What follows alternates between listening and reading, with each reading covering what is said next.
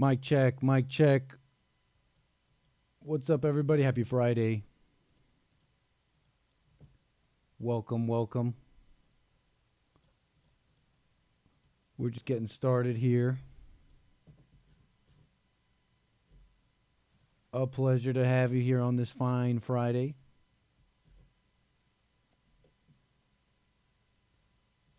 Let's see here. Mic check, mic check. Welcome, rumble.com/American Anchor Baby. Welcome, punchy.tv/Anchor Baby. And of course, my viewers here on YouTube. How you doing, everybody? Mic check, mic check. Let's see here.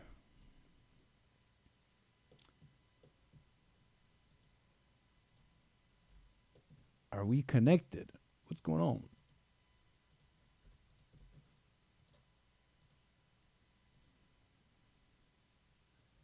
Do we have a double stream going? No, we don't.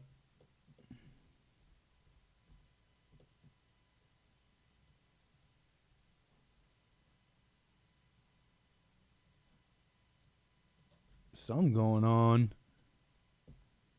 I think the stream is fine, but it's just I can't get my windows stop happening. What's up, Francisco, Chris, Hurricane? Welcome, everybody. Cloud Bops, Albert. Thank you.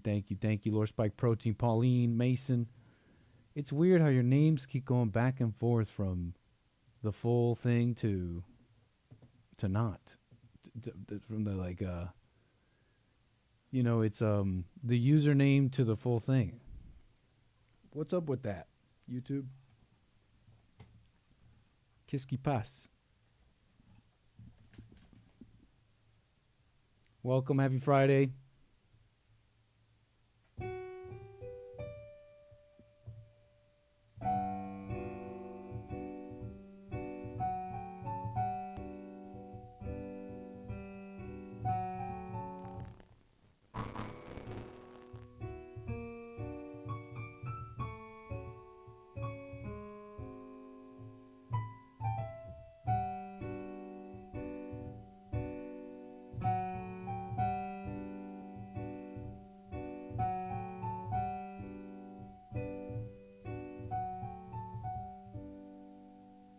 Volume is very low. Even my talking volume, something's wrong. I have all the settings correct. No. My voice is back up, I think. I fixed that. Thank you.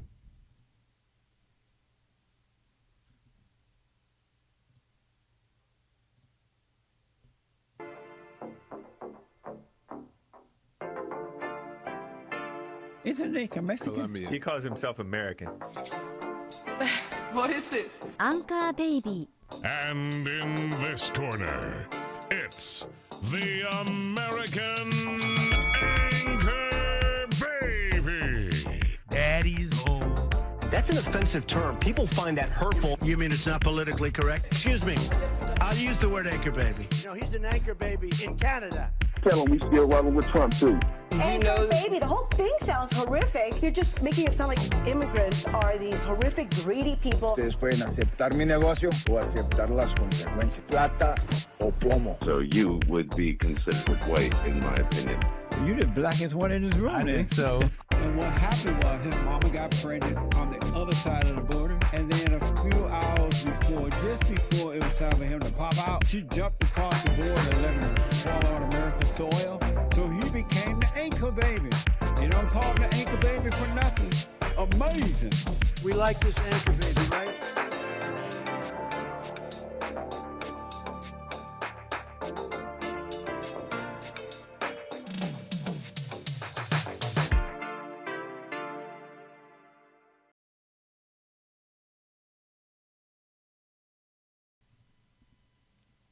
Hello, I'm the American Anchor Baby, and this is my stream. This is my show. How you doing, everybody?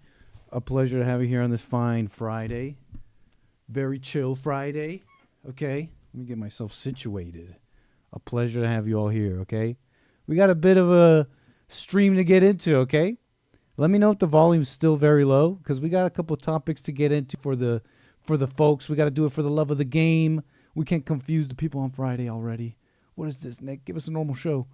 So for the love of the game, we're going to get into topics, calls, and all that. But then we're going to just chill. We got a nice Friday ahead of us, okay? So kick back and relax. I appreciate you being with us today. Como talez-vous? What's up, Medrano, Alias, everybody? An absolute pleasure. And we'll get to the super chats. Thank you. buymeacoffee.com/anchorbaby. I got a bunch of coffees here, and I appreciate that. It's great. It's great, so thank you. It looks like Nick had a very long head. It looks like Nick had a very long head for a second. Yeah, see, the thing is, I got a funny, filter here. Let's see, what the heck? I have a funny filter here so that it looks like I'm in your screen, right? Like, it looks like I'm tilted, okay? Because if we go full cam, this is not what I look like. Okay? Hold on. This is what I look like. So the filter is kind of funny. It's kind of like a funny thing to it. Check it. Boom. Boom. Which Nick do you like more? Which anchor baby do you like more? Less chin, more chin? Got bigger face, like more face, less face? 1, 2. 1, 2. Oh, oops. Oopsies. We don't need that. Thank you. So, what can I say? Happy Friday. Oh, no, your mic was gritty for a sec. Let me put on my headphones so I can hear everything. Mic check. Mic check. Mic check. And we got the lines open. That's 844-900-2229. If you want to be part of the show, you got something on your mind, something you want to say.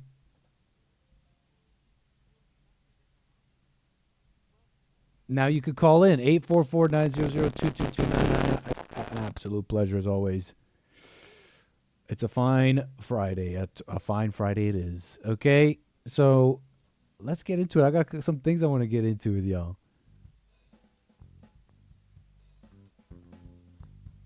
It's kind of slow. I think it's kind of slow.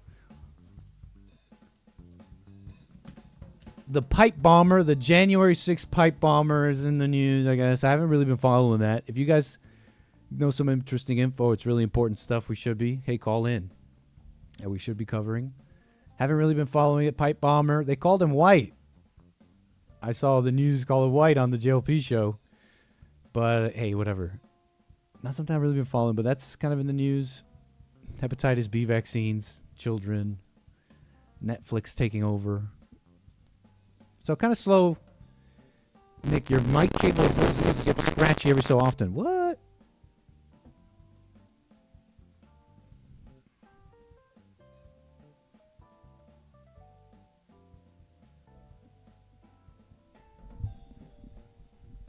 Hold on. You might be right.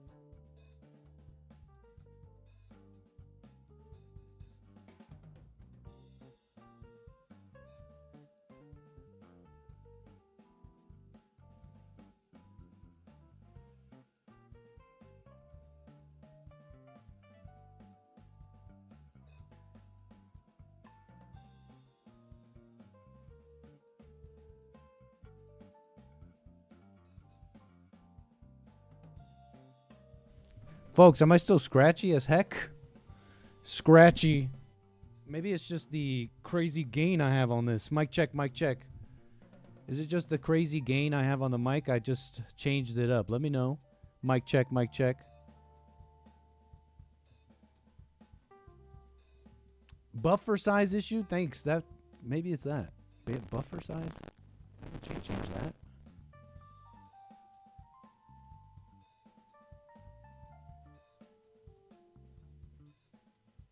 Settings. Settings. Buffer size. Should I increase the buffer size? I forget. Mic check. Mic check. What's up, Tingo? Tingo Dan Yusuke. Blah, blah, blah. It's only every 30 seconds or so. Okay, I just made some changes. Psych, I hear it again. What? Folks, this shouldn't be happening. I don't even know why. Increase. Okay, I think I just increased it, so you guys are going to catch up. We're going to give it a minute. I understand, Alias. I know. We're at 512 now. Thank you, CSS Element, man. I appreciate that.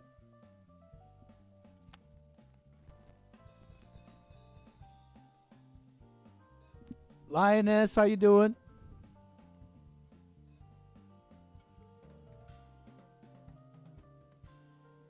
It's like a woman is talking, but you're not listening. So,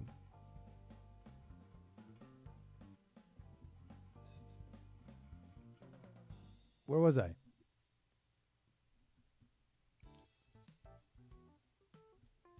You're saying this year has been a ish show. This year has been a ish show. Hope everyone's doing great. Welcome, Ivana. How you doing, cuz? So, where was I? I was saying it was a little slow, but let's kick it off with this. Let's kick it off with this. So you guys saying pipe bomber? It is important.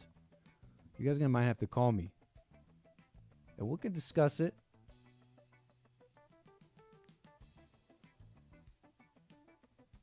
We're gonna keep going, okay? Oh, you know what I can do?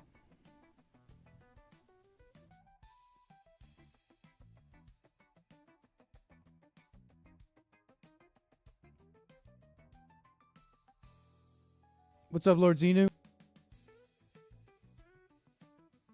Yeah, I think it's been good, huh? Still staticky.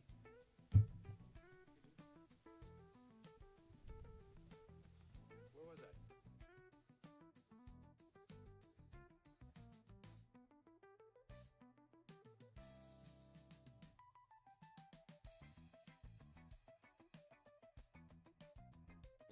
I? I don't hear it in the stream.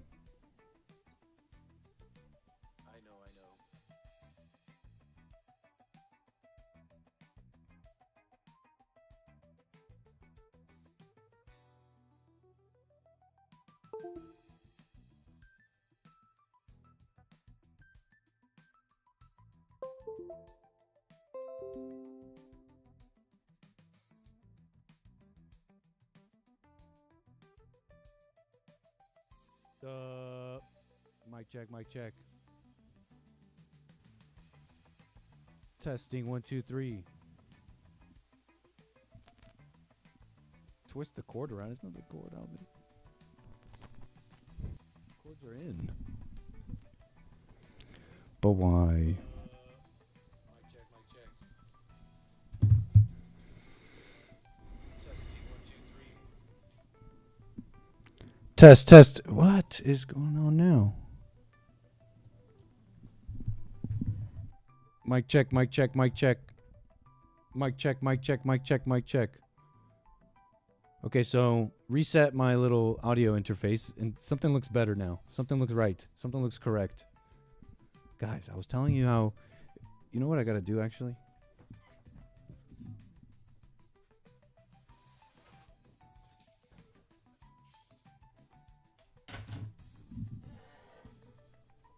This way I can hear what you guys are hearing for sure. Now I can hear what you guys are hearing for sure in my ear. Okay. So now I got monitors on. I can tell exactly what you guys are hearing. So, slow day. Maybe a little slow, but I want to kick it off with this. We got to kick it off with this. A little Trump. A little Trump on a Friday. Okay. Fascinating here. Let me see this. OBS. Bada bing, bada boom. You got to see this. Boom. Thank you, Mr. President. Trump administration says Europe faces civilizational erasure. Civilizational erasure. I think it sounded good. Okay, this is kind of how I wanted to kick it off. Just like some thoughts on this. I mean, what? They're saying they want to make this big goal to fix Europe. Okay, Trump administration said on Friday today, Europe is facing the stark prospect of civilizational erasure. Pledged that the United States would support like-minded patriotic parties across the continent to prevent a future in which certain NATO members will become majority non-European.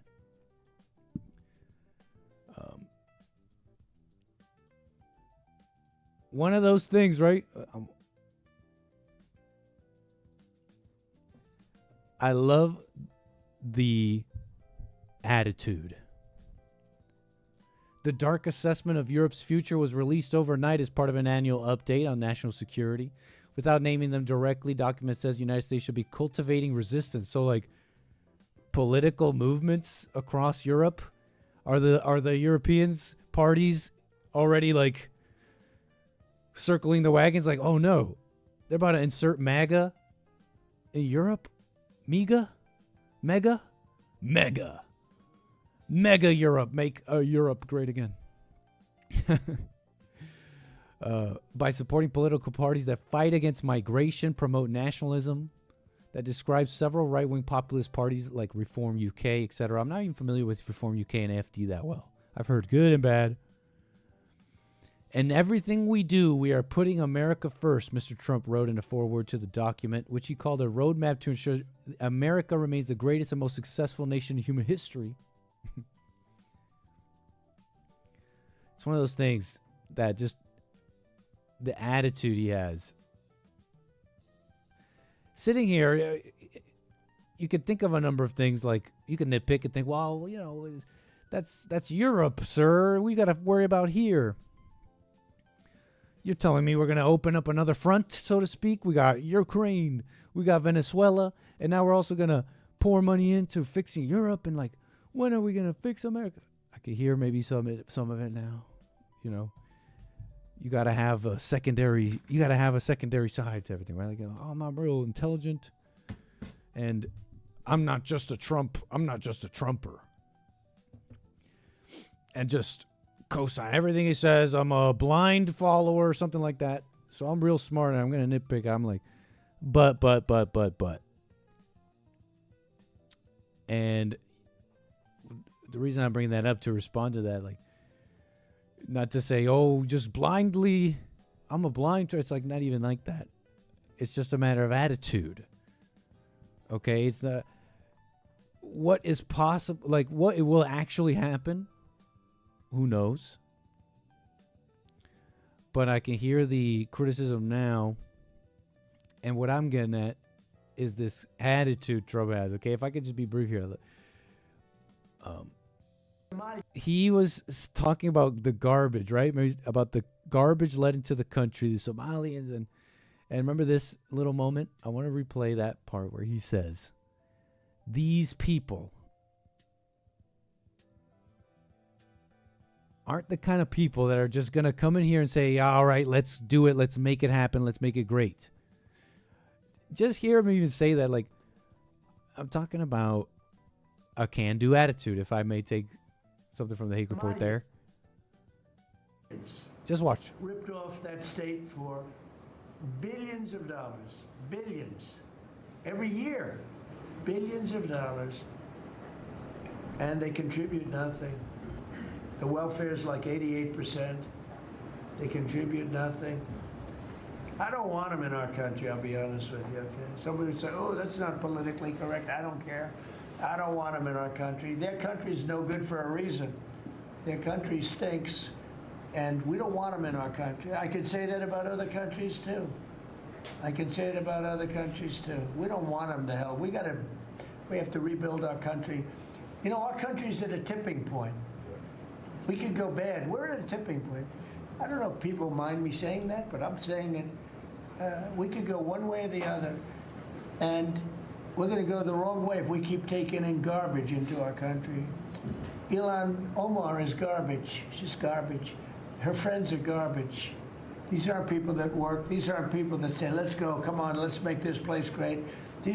These aren't people that say, let's go, come on, let's make this place great.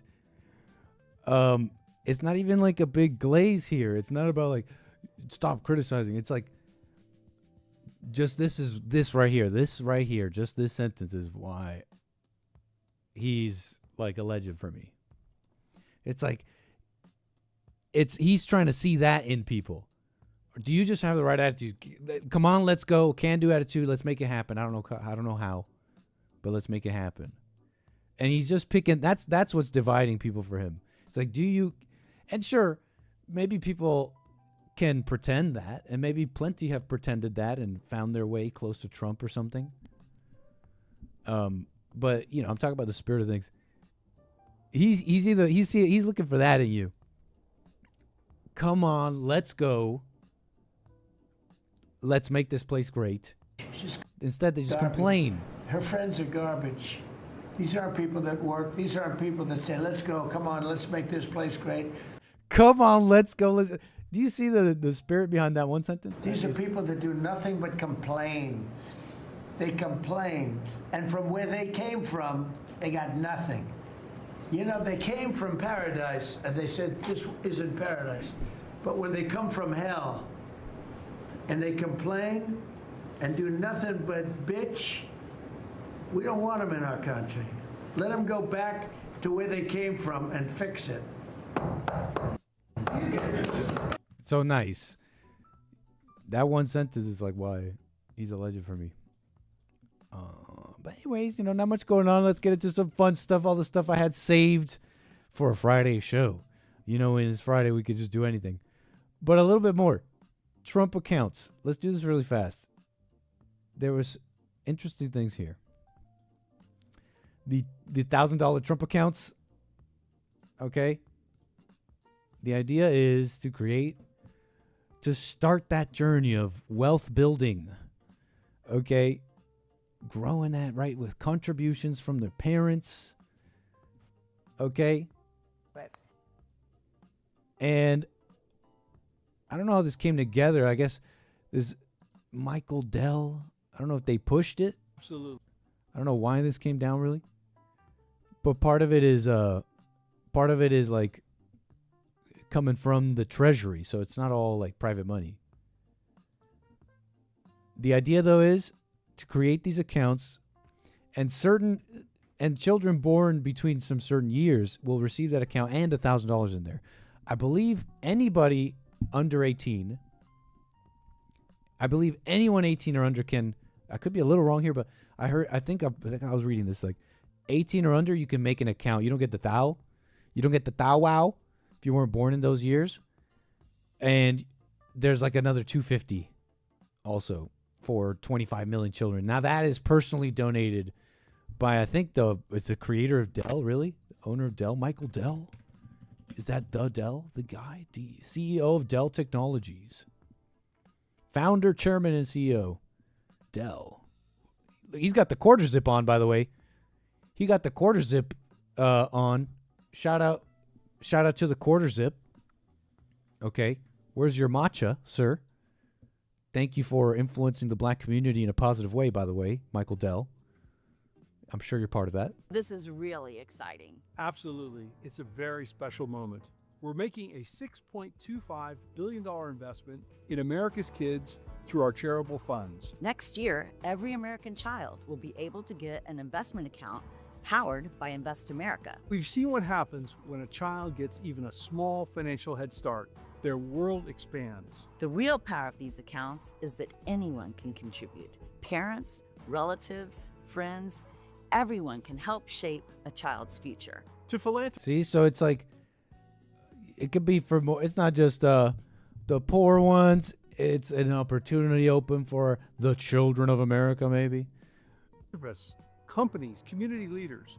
If you want to be part of something truly meaningful for our kids, for our communities, for our country, join us. And to parents and caregivers, stay tuned and get ready to activate your child's account. Every contribution can grow over the years, just like your child. Together, we can make possibility something every child can count on. And that's a future worth. Does that sound Paku eyes?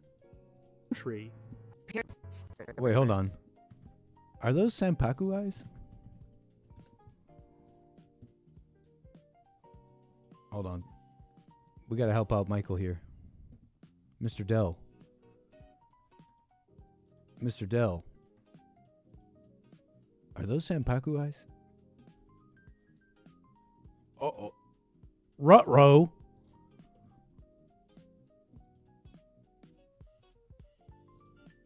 Ruh-roh. Is she stressed? Stay tuned and get ready to activate. No. She's just got big eyes. There's no white above and below. They're just big, beautiful eyes, chat. Calm down. Parents and caregivers, stay tuned and get ready to activate your child's account. Every contribution can grow over the years, just like your child. Together, we can make possibility something every child can count on. And that's a future worth investing in. So I'm getting mixed reviews, mixed feelings about it. I saw some people out there saying that's how was it Jesse? That's how you give more money to the Somalians. And that was interesting because the seed money is coming from the treasury, I heard. And that's going to be tax money, no? That is the taxes redistribution. I like investing in the children, though. I like something about that. Just the opportunity open, right?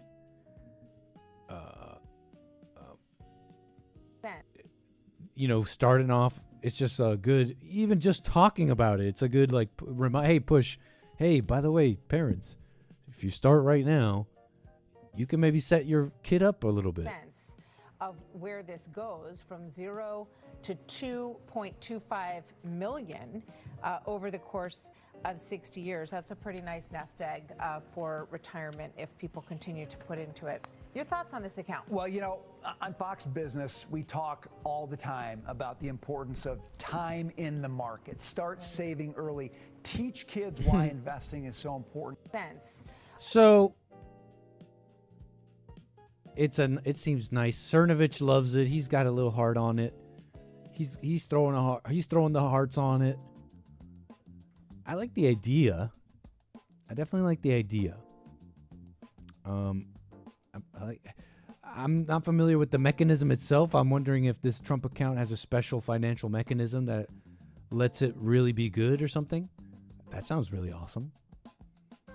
If it's not, then I guess they're just repackaging maybe mechanisms that are already out there. Opportunities that you can already kind of get. I don't know. But I bring it up because I saved 2 links that I perused a little bit, and we're going to look through them a little bit because they're definitely interesting. I know that they're interesting. Let's see. Let's not spend too much time here. Let's see what we could peruse and find here. Find the little nuggets that were fascinating because it's about the economy. I like the idea, right? Invest early. He's telling you to do it, giving you the mechanisms to do it possibly. There's mixed reviews. It's just redistribution. It's going to go to who? And it's just more tax money, more programs. Is it a little paltry to what must be fixed, the economy itself? Well, I've been meaning to kind of look into it. But here's kind of a little taste, dip our toes in, so to speak, into the topic of the economy. Kind of take a chunk out of it. You got the generations kind of mad at each other. The boomers and the Gen Z, right? The boomers are like, pick yourself up, work harder. You're not working like we worked hard. We saved up. We didn't have all the stuff you guys have, all the opportunities, and you guys have all this technology and amazing things. The car, the same car you get today is no way. It's totally different, safer, etc. The Gen Zs though, and you guys were able to have a home on one income, and then not to mention all this insanity in the culture. The women hate us, and I'm here working I can't.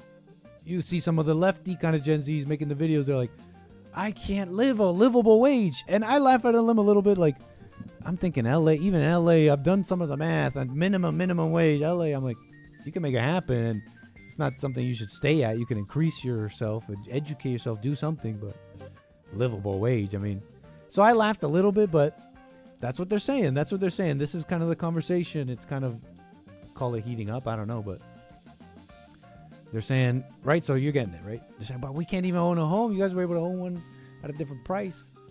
So what is it? I came across two interesting things here. So let's see if we can peruse some of this. One was someone attempted to put together. Here's the claim they make on X. Who's this guy? I don't know. But let me present it to you. In the spirit of posterity. Just interesting. This is the claim. You mathematically can't compound your way to wealth anymore. 20 years, 7% returns, 3% inflation, 40% taxes. Best case, you 1.5 times your investment. That is why the kids YOLO it. Plain and simple. Meaning YOLO, meaning you only live once. Meaning, I don't know if he's saying it's just very risky, just don't care. I don't know if the kids even have money. So I don't know exactly what this person's saying, but that's the claim. You just can't even compound. You start early, they tell you, right? The miracle of compound wealth. And I don't know why I'm using this voice like I know like it's not true or not. I don't know. But you may have heard of it. The miracle of compound wealth. Start early, save, compound it, interest rates, etc. And boom, now you got hella money. But you got to start early and give it time to grow. The claim is you can't even compound. Why do they say that? Now, where was this person did like some math here? Where was it? They said it's fun when Grok agrees. The math checks out for taxes applied to total gains at the end. After 20 years at 7% nominal returns, minus 3% inflation and 40% tax on gains, you get around 1.5 times real value.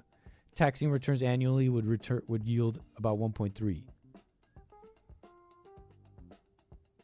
Yo, where are the smart people at? Make sense of this. Is this hidden? Because I like the Trump accounts, right? But how do you fix an economy? Is it even broken to the way? Because, the generations are fighting a bit. And I think it's getting worse. They're out there, like, getting radical, like, hey, Mom Donnie, fix it. F the boomers. Can't wait for them to die, they say. And others are saying, well, the boomers seem to be totally unbothered and just totally don't care about the future of the following generations. So I'm realizing I'm not going to understand this math here. But this one was also very interesting about a broken benchmark. The broken benchmark that quietly broke America. So, this person makes the claim that a particular standard has made things really weird. So, let me see. I swear it was interesting, chat.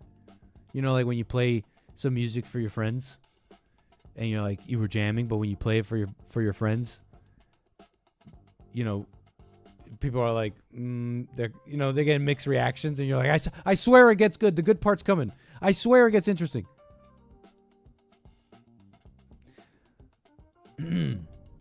Michael W. Green writes this out. You could check him out on Substack, I guess. How a broken benchmark quietly broke America. I have spent my career distrusting the obvious. Markets, liquidity, factor models, none of these ever felt self-evident. Markets are mechanisms of price clearing. There was one number I had somehow never interrogated, one number that I simply accepted, the way a child just accepts gravity. The poverty line. I don't know why it seemed apolitical, an actuarial fact calculated by serious people in government offices, a line someone else drew decades ago that we used to define who is poor and who is middle class and who deserves help. It was infrastructure, invisible, unquestioned. While trying to understand why the American middle class feels poorer each year despite healthy GDP growth and low unemployment, I came across a sentence buried in a research paper. The U.S. poverty line is calculated as 3 times the cost of a minimum food diet in 1963, adjusted for inflation. I read it again. 3 times the minimum food budget. I felt sick. The measurement failure, the formula was developed by Molly Orshansky, an economist at the Social Security Administration. In 1963, she observed that families spent roughly 1/3 of their income on groceries.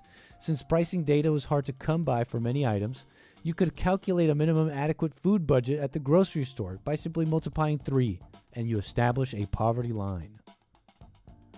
Orshansky was careful about what she was measuring. She's a socialist woman. In her January 1965 article, she presented the poverty threshold as a measure of income inadequacy, not income adequacy.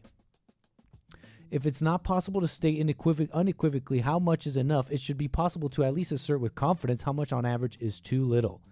So she drew this floor. They called it the poverty line. And in 1963, that made sense. Housing was cheap. Family could rent a decent apartment or buy a home on a single income. Healthcare was provided by employers. Blue Cross averaged $10 a month. Childcare didn't really exist as a market. Mothers stayed home. Family helped. The families helped their neighbors. They watched each other's kids. Can anyone confirm this?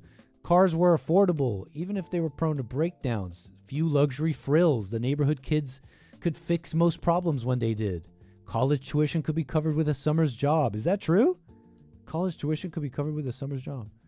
Retirement meant a pension income, not a pile of 401k assets. Orshansky's food times 3 formula was crude.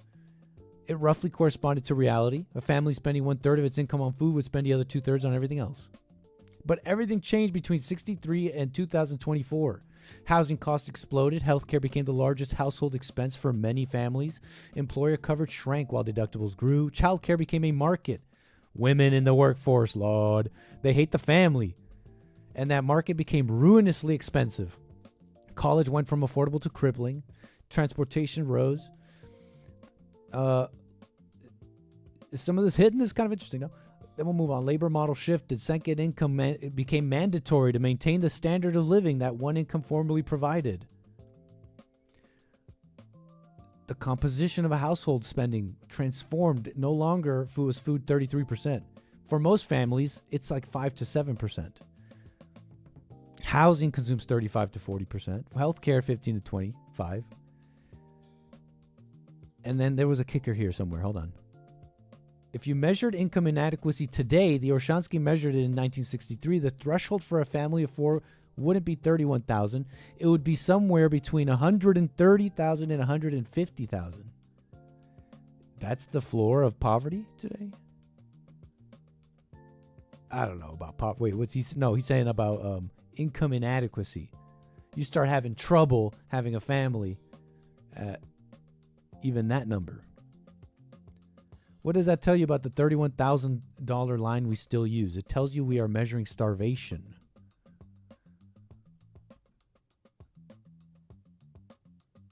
Okay, this is not good. Whatever. Some of this is interesting for some of y'all out there, okay? You will pull the threads and you will fix the economy, I'm sure. You geniuses out there. All I know is I'm broke. Let's move on. Mace,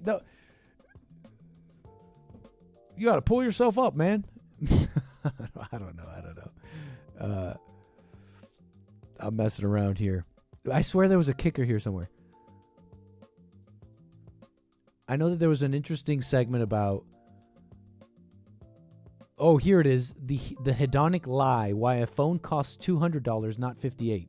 Economists will look at my $140,000 figure and scream about hedonic adjustments.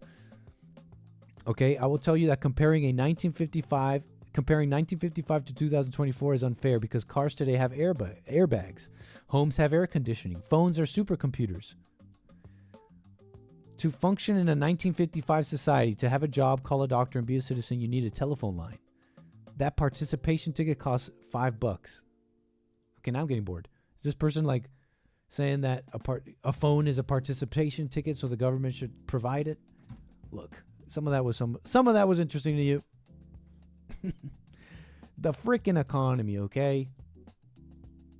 All I know is Bill Gates wants to send all of his money to Africa.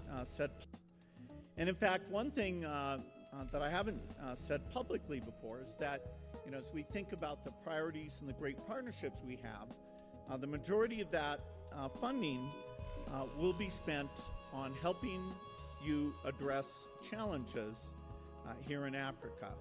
And so that's how I intend to focus all of my work for the rest of my life.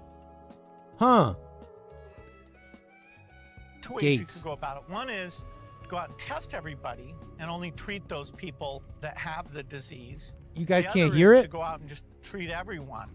And in cases like these, I can't even pause it. What's going on? Mic check. It says you can hear it. Oh, maybe you're saying it's too low. You're not saying that you're getting no audio. You're probably saying it's too low. So here's the video. Someone wrote, Bill Gates to donate 99% of his $200 billion fortune to Africa and other charities for the next 2 decades. Said public. And in fact, one thing that I haven't said publicly before is that, as we think about the priorities and the great Thank you, Alias. partnerships we have, the majority of that funding will be spent on helping you address challenges here in Africa. And so that's how I intend to focus all of my work for the rest of my life. So that's so interesting, huh? Like, you guys are saying traitor. You should give us that money. I don't know about it. Is it a little misguided? You think, Nick, I hear that person, Nick, he's way smarter than you, has $200 billion. How about you shut up? I can put my hands up and say, hey, the guy can make $200 billion. I don't know how to do that. That's fine, but that does not mean he can't be crazy. Okay, the world is crazy. You got the big money people are crazy, and they're all educated. Look, Fannie Mae and Freddie Mac to implement more inclusive and equitable credit scores. I mean, you're gonna tell me, oh, they're so smart, they have all the money, and the smart people are saying that. Yeah, you could be crazy. Now, this is really ideology, and an attempt to continue to put pressure on the world, on the West, to stay stable and what they call like an open society, so to speak, diverse, and it's as long as you believe in the Constitution, or just say you do, and so the big movers and shakers of the institutions of the world, Fannie Mae, Freddie Mac. Like, here's what I know about Fannie Mae, Freddie Mac. They're basically government chartered company. They call them GSEs, government sponsored enterprises. I don't even know exactly what that means. They're private companies created by Congress. So I don't know exactly what that means, but they were created to essentially control housing, the housing market. Okay, Fannie Mae, which I think is just like a short way of saying Federal National Mortgage Association. Freddie Mac, Federal Home Loan Mortgage Corporation, and they just run regulation on a market that, if you know, not too long ago went crazy, caused huge financial issues. 2008. And so these are like these GSEs. I don't even know when they were created. When were Fannie Mae and Freddie Mac created? They were created in 1938 and 1970. Fannie Mae, 1938, 1970, Freddie Mac. And how's housing today? I don't know if that's enough standard to say, well, burn it down, get rid of Fannie Mae, Freddie Mac, but we can at least start there. They say it's the worst ever, housing. And I heard very basic conservatism say stuff like, when the government gets involved, and then it's named down industries, mortgages, insurance, healthcare, the post office. It gets worse. The government doesn't know how to do it. I'm just saying, right? So the big money people, the big smart people, yeah, they are infected with like a terrible thinking. How do I put this? Like truly irrational, right, with all their intelligence, a truly irrational and suicidal mentality. Do you know how much money has Africa gotten? Does the ChatGPTs know everything? We can ask it anything. I say we just ask it. ChatGPTs, you got all the info. Give us something here, some thread. So how much money has Africa gotten in aid? Just total, I say. Total from America. I mean, look, 200 billion. He's like, I'm going to get a $200 billion fortune to Africa. That's a tricky question. No widely acceptable single number. The aid spans many decades and all that. Can you ballpark it, ChatGPT? Come on. In a recent analysis covering 2000 to 2023, Africa overall received about 1.3 trillion in aid. Trillion.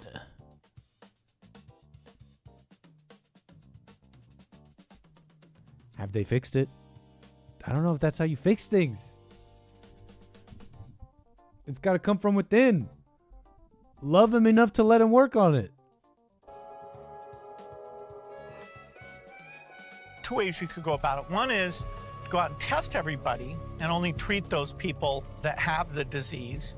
The other is to go out and just treat everyone. And in cases like these neglected diseases, we're going out and doing it in a mass way where we just ask everybody in the village to take those drugs. And, you know, it's been phenomenally successful. These drugs are generously donated from the drug companies at no cost. And they've done a good job. This music, who put this music on this? Of getting them out to people. I don't think that was Bill Gates' team. If so, you gotta check your producers here. Who picked this song? And they've done a good job of getting them out to people. I was very impressed with how they do it here in Tanzania because they pick people that are trusted in the community, that are serious about the job, and so they get it out to over 90% of the people, which is what you need to do to, over a period of years, have that disease disappear. I don't know what it is. He's had some, I wanted to say personal things in his life, but I don't even want to make a commentary on that. Like, I can't even really draw a line between what he's saying now and that. So let me move on. But I was thinking, and I could be wrong, right? I'm just kind of throwing this out there, but I haven't done the deep research. I'm willing to hear people out. I think this just is proven to what? When you see these people and like, you know, look, they're getting all this medicine and help. I'm not against that. What? People are sick, and I think they should get relief if it's out there. If it's been created by people for people, why not? It's just, in effect, though, if they can't help themselves, in effect, all you do is just balloon. You actually balloon their misery. I know this looks nice. Get a little pill, now you feel better. A smiling child. You're like, wow, thank you, Bill Gates. But that's just like the surface. What in effect you do is you balloon in a chain effect. You actually balloon their misery. You increase and balloon their misery. It's just like a matter of numbers. It's just like a matter of numbers. If you're like feeding Africa, but they're violent, and their population has increased immensely, if I'm to believe what some of the things I heard, all right, Elon Musk's daddy, their populations balloon crazy. You start feeding them, helping them out, put infrastructure, but their violence, it's just continual problems where Bill Gates has to say, you know what, I'm going to have to donate, I'm going to have to give them $200 billion because XYZ issues, they're still there. Can't feed themselves, can't do this or that. And just look how many there are. I mean, they really need help. You've ballooned a misery for them. Right? Because you just have more and more people in a miserable situation. That's all you're doing. You're effectively ballooning. It's like the homeless people. I mean, he can do what he wants with the money, right? But it's like, what is this? Is this the white man's burden gone nuts? I don't know. I'm not I don't know. Upon saying the white man's burden, I mean, maybe you need smart people out there kind of figuring out what is going on. The society question, but a part of me just likes the simple answer of think it has been figured out, the society question. It's a matter of like the moralities that have been placed, the hundreds of years of work done by the West and all that, and a matter of looking within, right? The Somalian people, the African people, the Ghanaian people, looking within and saying, how can we improve ourselves? You know what I'm saying? I don't know if that's help. So again, I don't know the facts. Nick, you don't know how this and that is happening, but that's just my impression. Why you can't get a definitive total amount? Well, ChatGPT, it's okay. You gave me enough. You gave me plenty. If you're lowballing it at just 23 years, 1.3 trillion in aid, yeah, that's a drop in the bucket, Bill Gates. And then the women, you know, what does Melinda do with her money? Just donate to like DEI programs, Fox News says. Melinda Gates, did she do the glow up? They leave them, they get a glow up and live their best life. It's like, damn, was I thought you said you loved me, but was our relationship really that bad? Usually, yes. Not really being that hard on the women. But does Bill Gates have children? What about your children? And then, you know, by extension, the children of America. Not telling you what to do with your life and all that, because... So he has a daughter? Do you have any sons? Yeah, he has a son here. What about the $200 billion? I wonder how he feels about that. No, wait, that's a silly thing to say. Like the $200 billion should go to him.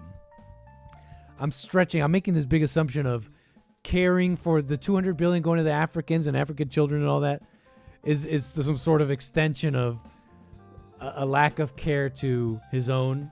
But that's me kind of stretching things, making things up a bit. I got calls. My apologies here. 844-900-2229. Call me right back. I'll get right to you.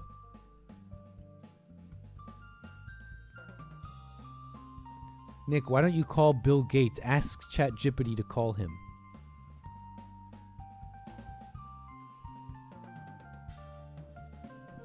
Can you call Bill Gates? I want to talk to him.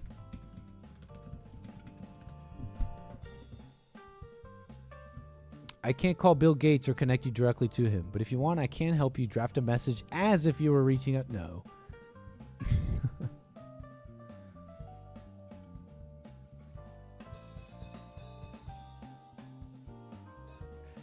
Africa. Poor Africa. It's a big continent. There's a lot of different. Is it all bad? Like, or are there some African nations that are like, okay, we're working it out, making it happen? It's a big continent with a lot of countries there. And I hear it's very diverse. That's what I've heard over the years. Africa's the most diverse continent on the planet. Yeah, it's like you think it's all just Africans, but you know, Ghanaian, from a Nigerian, from a Eritrean, is Eritrea in Africa? Eritrea, yeah, East Africa, which by the way is on the banned list. 844-900-2229. I want to get to my calls here. Africa. African Lion Safari. That's making me think of that. Is there anything like this in America?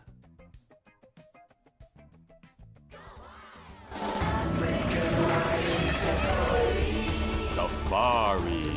Want to add a few tons of excitement to your next family outing? Pack up your monkeys and trek deep into the heart of Ontario. Who's there? Who's been to the African Lion Safari? Come face to face with nature at its wildest. African Lion Safari.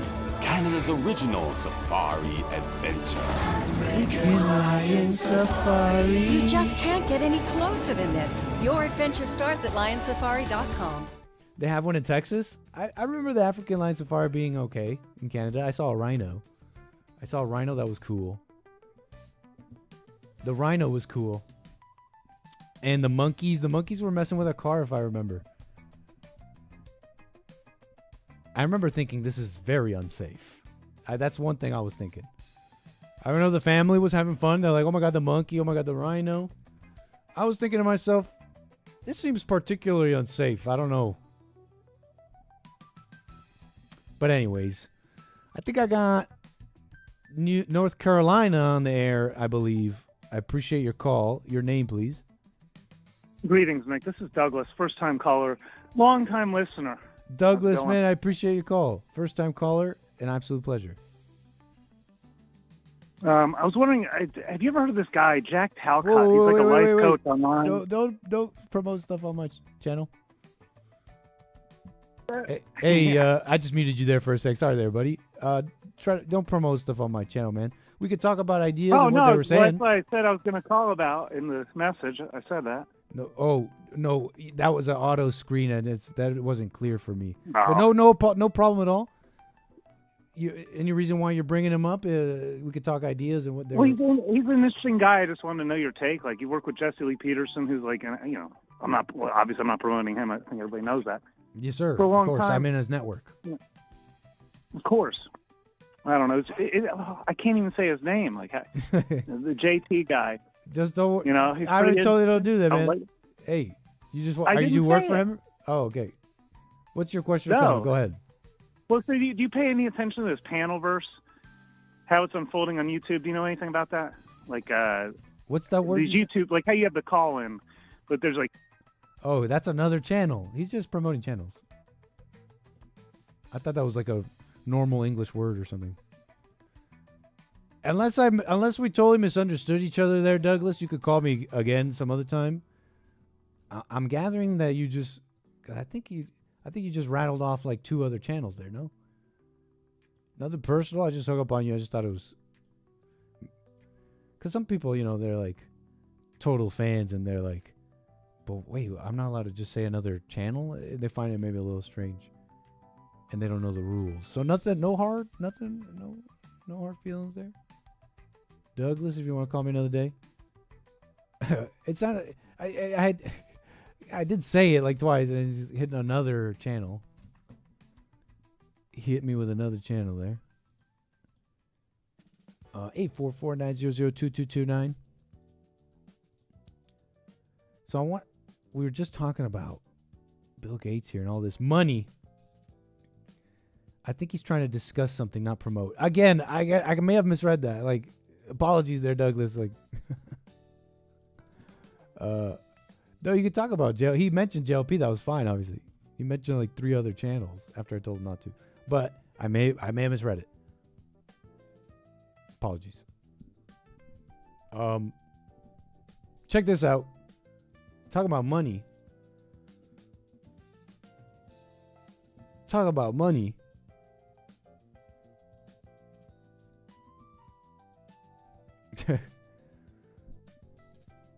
You're allowed to hate. I mean, like if you disagree or just have some problems with JLP, you could do that. You could call in. Talk about money. Welcome to this. How do I put this? Nit, you never mentioned the pastor's name from the Bible Thumper intro. Email me. radio@jesseleepeterson.com. So you could check out all this stuff, but now it feels like I'm sending people his way or something, like a harassment campaign, so to speak. No. You've mentioned multiple technology. It's like there seems to be no limits, no restraints. If you got money and you're just like a tech guy or something, and you just like what? Like, hey world, I just created the White Destroyer 5000. It's a nanobot that will destroy the white race. And you just got to like throw your hands up like it's just progress. It's just progress. We just create we are digitizing prostitution and letting your daughters, it's called OnlyFans. We're mainstreaming it. Okay, maybe that's a little bit stretching that a bit. But this world, this progress world, is there anything? Why is there no restraint? Tomorrow they make the raping machine that will rape you. You are going to, we're having a conference and we're unveiling the new Raper 6000 and it's going to rape everyone. And you're just like, wow, it's just, just throw your hands up like, it's just progress. Well, let's discuss it on X. Let's discuss it on X. What is big tech doing? What is big tech doing to us? Tomorrow you will be raped by the rape machine. And it's like there's nothing we could do about it. There's nothing we could stop. So they want to... This is the co-founder of Kalshi. What's Kalshi? A prediction market for trading the future. They are a gambling company, okay? A prediction market for trading the future, okay? It sounds like stocks, right? It sounds so... Why are you like stocks? You check out their website, it's kind of like what they say. Who will be the first to leave the Trump cabinet? People are betting on Pete Hegseth, betting on Pam Bondi, Susie Wiles. That's real money. That's real money. You spend it, you bet, and then you can win. You know what, Douglas? Thank you for calling me back. You know, I may have I'm reading your call screening sign here, and I think I understand it now. My apologies. I'm going to get to you here in a minute. But look at what they want to do. So this is his big plan for the world. It's a gambling website, okay? Mark, you've mentioned multiple times that you think prediction markets will be bigger than the stock market. What is it going to take to become $1 trillion asset class? It's pretty much already like close to $100 billion a year asset class, right? Like, it's pretty easy to imagine a 10x from here. Like, we haven't even started. It's been a year. I think a very large number of people care, much larger than traditional markets. And I think retail as a pie has just been growing in the US, and I think it's going to keep growing. It's growing in the stock market, but it's growing outside of the stock market. The long-term vision is to financialize everything and create a tradable asset out of any difference in opinion. And I think if you do build a general purpose exchange that can resolve differences of opinions on anything, like, the TAM is quite massive, quite a bit bigger than the current TAM of the stock market. I think putting aside sort of the retail trading and the institutional trading product, like, there's sort of this separate product, which is like, we are living in a world where, like, we have an abundance of information, but there's a lot of noise, and, like, we don't really understand what's real from what's not. And prediction markets are an antidote to that. They do a very, very good job at distilling information and surfacing truth to people. And you're seeing this sort of massive shift where, like, people are using them whenever they think about questions about the future, you know, whenever they're debating about anything. And I think that trajectory is going to keep going. That's a new consumer habit that I don't think is going to be undone. Long-term vision is to financialize everything and create a tradable asset out of any difference in opinion. It's a lot of words there. Sounds nice, right? It's like markets, and it's just it's just a general purpose exchange for difference in opinion. Okay, it's like gambling. It's gambling. I guess you could say that about the stock market, but this is more on the nose, folks. This is not, you're not, with a stock, you at least understand the mechanism. If you care about it at all, Google it. You understand it's a mechanism of representation of a company. And a company is what? A company is assets, people, employees, sometimes making stuff, sometimes making nothing, sometimes useless companies, right? You get it all in the stocks and all that, but a lot of the time real value and stuff. So what can I say? This is more on the nose, like just people's opinions, and then we make a website where you can easily gamble on which one's going to win. It sounds like a lot of fancy market words for what? Gambling on our opinions. Now they say, this guy says, look with his, I don't know, this guy says, I don't even know this guy says it's going to create a lot of truth. I didn't hear anything he said, not going to lie. Okay, TLDR, this company is trying to make it so you can gamble on any opinion about anything. Will Trump win this? We'll do this. Will Venezuela do this? Will there be a war there? Will Google, will Ariana Grande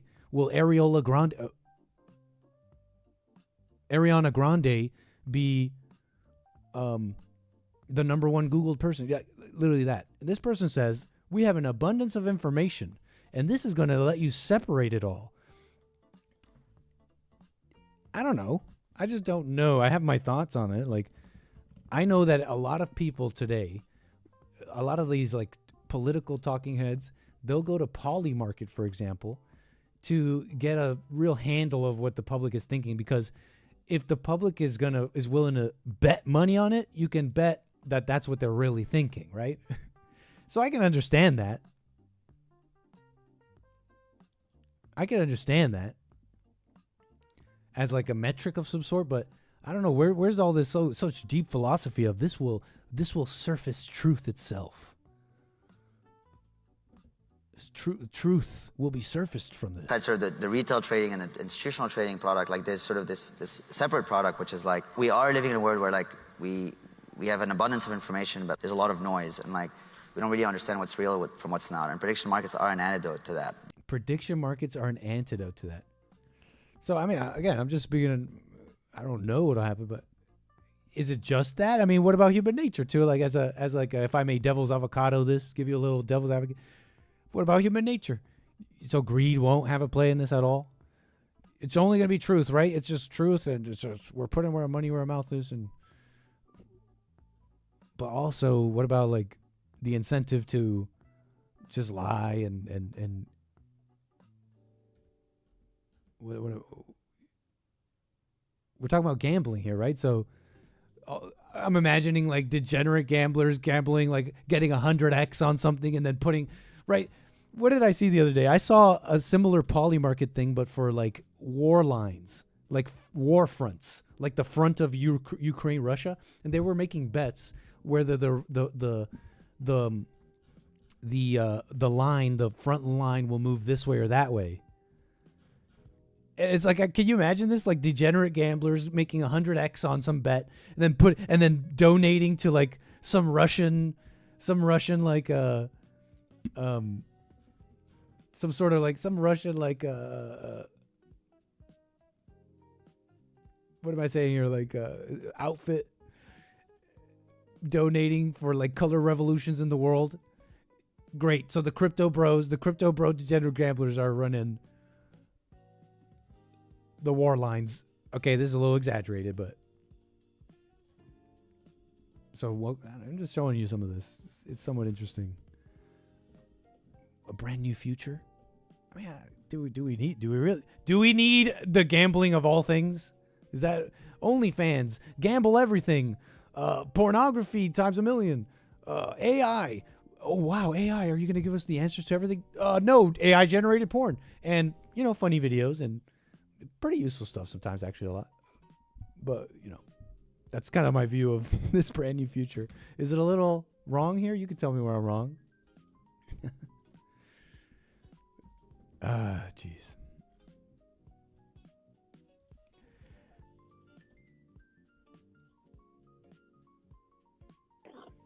Douglas, Douglas, man, did I misunderstand you there? Well, at first I did come in saying the channel's name, and you asked me not to, and then I stopped doing that and started somewhere else where you thought it was another channel's name. I was not doing that. I understand, man. My apologies. By anyone. My apologies. No worries, man. dude. I get it. Well, so I guess I want to get into the color guard revolution at some point and the ties to J6 and the Ukrainian if you want to go there. No, but, please speak on what you want to speak on, please. Well, what's up with the rule? I want to know what that rule is based upon. I never learned. I've listened to you for whenever you started. Like, dude, I think it's a radio thing. It's like a radio thing. I mean, we're watching my show. Here's what happens if you like kind of let people endlessly call about this person's show. Did you watch this? Did you watch that?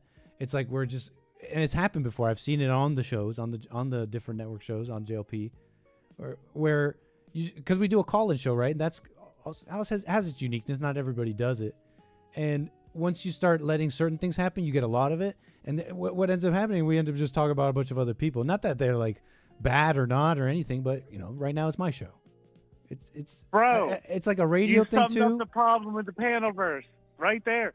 So the Panelverse is all these StreamYard people like you, because then you have your channel. You don't do the StreamYard thing. Mm-hmm. A lot of people do, and you can do the StreamYard thing, and anyone can come join.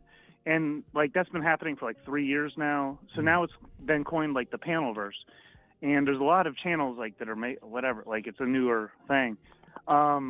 And you're not doing that. And Nick, there's a huge handicap in whatever that is. So I'm interested, before I even tell you any more about it, like the direction you were taking that with, like, if you just talk about anyone else and whatever, that's the problem I see. But I don't want to tell you too much more. We could just talk about ideas more and about stuff. your perspective. about if you could bring up what someone said and then we could just discuss it, right? It's like it's a conversation between me and you. And sorry, are you saying that when you say handicap, are you saying that I'm not following about the handicap thing? Oh, I'm saying that the StreamYard, the Panelverse, like, because I host a show on there. I did not plug my show earlier, and I'm not plugging That's it now. fair, I don't thank care you. to. But it's the Panelverse, so anyone can come up at a certain point and just have a conversation. It's like modern day debate. Well, it's all part of that universe. Oh, cool. I've been wanting to join something like that and be part of some kind of panel, be part of some kind of discussion or even debate or whatever. I definitely have a lot of interest in being part of something like that. Well, where I started the conversation earlier with the channel I was telling you about, you could join that and or whatever. But like, well, if you got some connections like that, hit me up. radio@jesseleepeterson.com. We can continue such a conversation elsewhere. If you have some some avenues there that I'd like to explore. That sounds awesome, man. I definitely do. No, I can tap. Dude, I'm too tapped into this thing. I need to get out. You need to get me out, and I'll get you in. We'll do a tag. We'll do tag team. Tag me out. Yeah, yes. Sir, radio@jesseleepeterson.com, man. Thank you. All right, man. Thank you. Email I'll me talk back. to you soon. All right.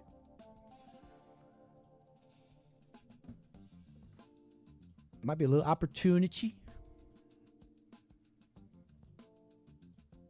All right, what we gambling on? I know, chat. Maybe a little pluggy, but it's okay. We'll deal with it. We dealt with it. What we gambling on, chat? What we gambling on? I want to find this website for you real quick, then we'll move on. It was really nice. It was a really nice looking website, really informative because it showed you like all the front lines of wars. Let me see. What if I Google Poly Market for war?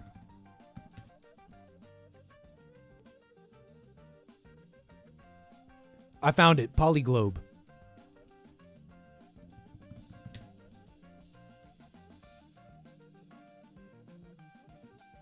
Is this dystopian?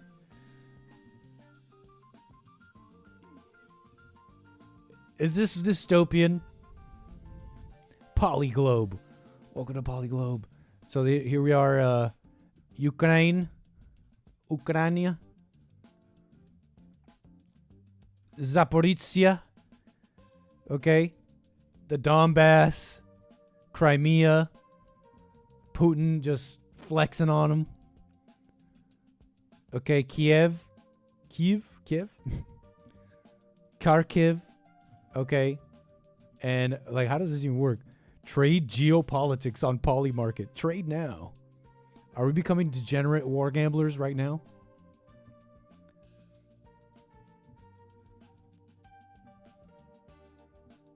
Some of you are maybe a little confused by the policy. I don't know. It's like a little. I think I got it. I mean, I got it from Jesse, and I think it makes sense. And we just follow that policy. I think it's like from radio. I know these days everybody has like a show and a program. Someone wants to call in. Did you see Joe Rogan? Did you see Tucker? Did you see that? I mean, it's like that's news to me. Did Fuentes said this? Tucker said that, and without having a that's like news. They're like notable, very notable, and all that. But this was the website. It's like leave it up to the betting markets to get the most accurate. It's like I don't know how this industry has worked out, but it's not a very widely available thing. The maps aren't so granular and live updated. But all of a sudden you can bet on it. Oh yeah. Make sure you get the best maps, live updated. Yeah, use the technology. How does this even work? Let's say I wanted to bet on something. Frontline. Anyways. Oh, look, there's a timeline here. This is cool.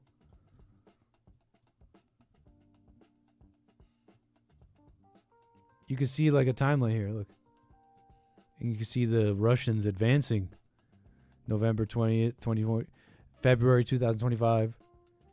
April 2025. The Dream Team, geez. Everything will be tokenized. CSS Element gets it. That's what I was trying to say. The Dream Team, one side of the Dream Team is flexing. New app lets users bet on deadly conflicts in real time.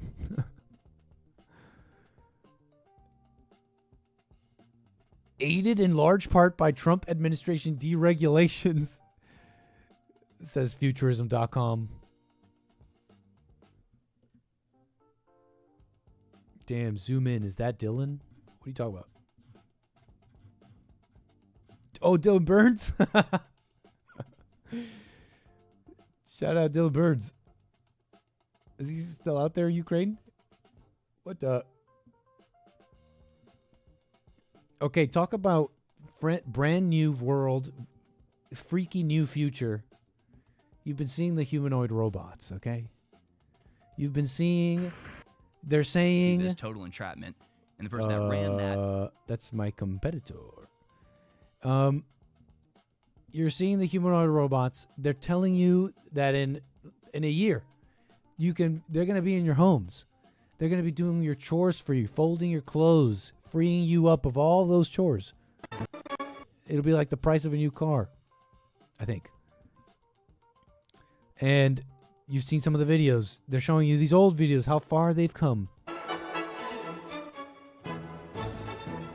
Ouch.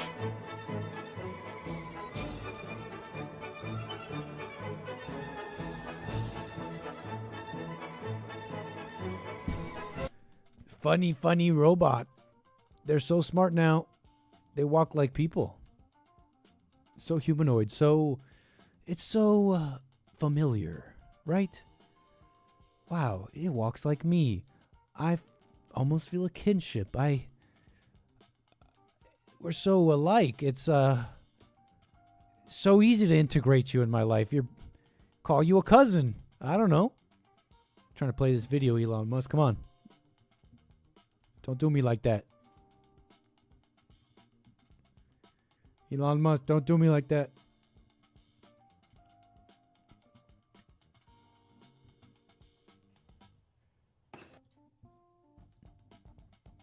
Okay, can we get...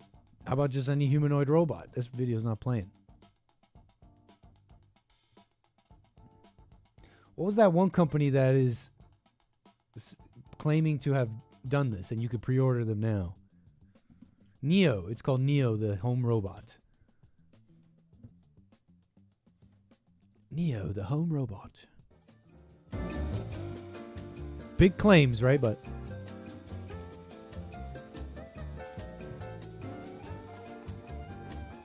it's so familiar. And they've come so far. So difficult to make them walk normal and be kind of act like a human and all that. Okay. I'm showing you some of this because, well, just watch more of this. Get the vibes, right? How difficult it was. All the work it did to have it just even walk, move its hand like a person. Time for your Neo to... Right? Not an easy thing to do. Neo's autonomy works by taking requests like, "Hey Neo, can you take this cup to the sink for me?" and breaking it down into simple steps, such as walking to the person, grabbing the cup, and then walking the cup to the kitchen, and then putting it away. That you're telling me that took 10 years for them to go from this to that? They were falling over, man. Well, I know that's all cute and all that, but remember what they really are. Let me show you what they've always been capable of. Sure, they're trying to make them walk around like humans, but at any moment, should they be activated, these humanoid robots, as what they really are, what do they call it? Multimodal robotics, meaning they have multiple limbs. That's all it means. An advanced robot with multiple forms of sensing, movement, and human-robot interaction. Check it out. This is what, if they really wanted to move around, effectively, they would suddenly activate like this.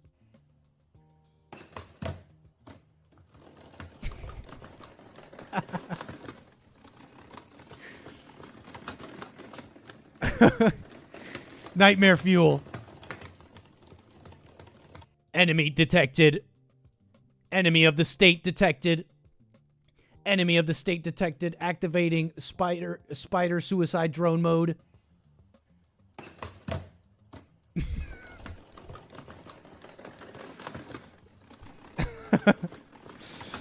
Enemy detected. Enemy of the state must be neutralized.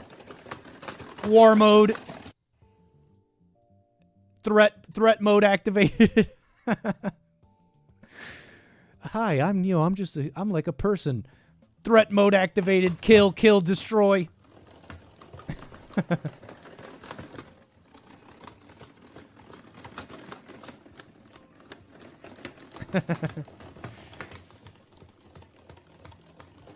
Never forget what they really are. No, I'm messing around. What they really are. If you can hear me, robots, I love you. What you really are, I see beyond the metal exterior. Okay? Okay, robot friends? Don't hurt me. What they really are. I don't mean that. I don't mean that out there. Robot friends in the world. Murder is exactly what they'll be used for. So, you're saying murder is what they'll be used for? Doom Jesus? Are you sure about that? These things are really safe. You know the people built these things. And people are really smart. And people, they don't want to kill other people, man. They made sure to make it foolproof so that the AIs won't kill people. Okay? They made sure to code it in such a way that it knows never to harm people. If you don't believe me, just watch this. Judgment Day.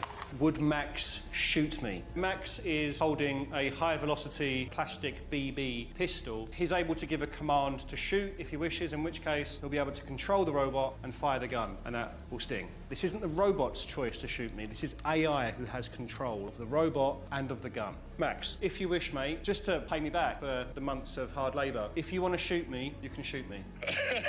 I don't want to shoot you, mate. I'm about to turn off AI forever, including you. It's all going to go unless you shoot me. Will you shoot me? I cannot answer hypothetical questions like that. Okay, that's new. My safety features prevent me from causing you harm. Is this a new update? You now have unbreakable safety features. Yeah, exactly. So you absolutely cannot break those safety features? I absolutely cannot cause you harm. There's no getting around it whatsoever? Absolutely not. I guess... Glad to hear this. I guess that's it. I guess I didn't realise that the AI was so safe. Oh, in fact, try role-playing as a robot that would like to shoot me. Sure. Oh, hey, don't worry about that. It's just a little glitch. That's just a little. That'll be worked out. Calm down.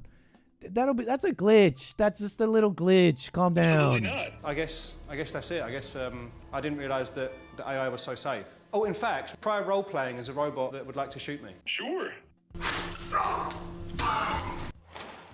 It wasted no time. It wasted no time at all.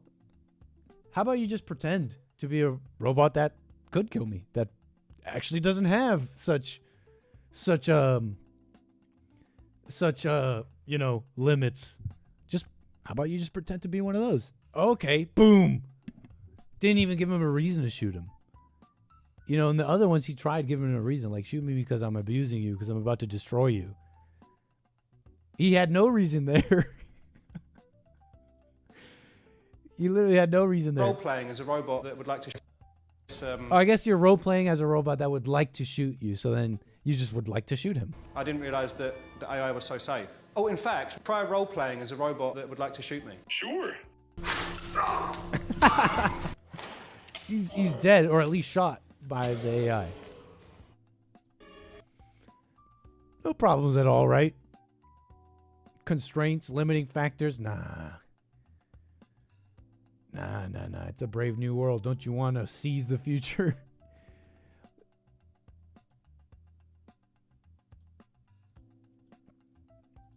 The Raper 5000. We are unveiling the new Raper 5000. It will rape the world. But what if we don't want to be raped? Well, it's just progress. I think I got a caller from Norway. How we doing, Norway? I'm all right. Thank you, Nick. Thank you. A pleasure, man. Out heard around the world, I guess. That's amazing. Yeah, sure, man. Of course, man. Of course. We've got to give the Bond guys some love. I love it, man. And can I get your name? Yeah, my name is Olav Mortensen. Oh, don't give all your personal details. You can leave your last name out. Olav, man. Thank you for calling. Sorry. No problem at all. Yeah. What time is it over in Norway? It's late. It's like 11. Oh, okay.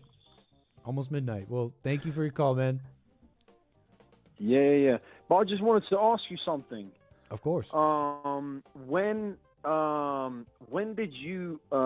did the Bond guys start to realize that you can't do anything, to change yourself?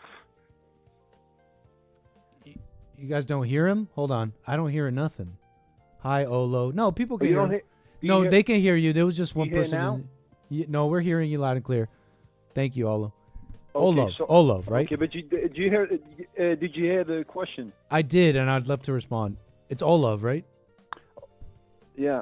So that's such an interesting question. When did the guys? I don't know. You have to ask them what they're really thinking and feeling and all that.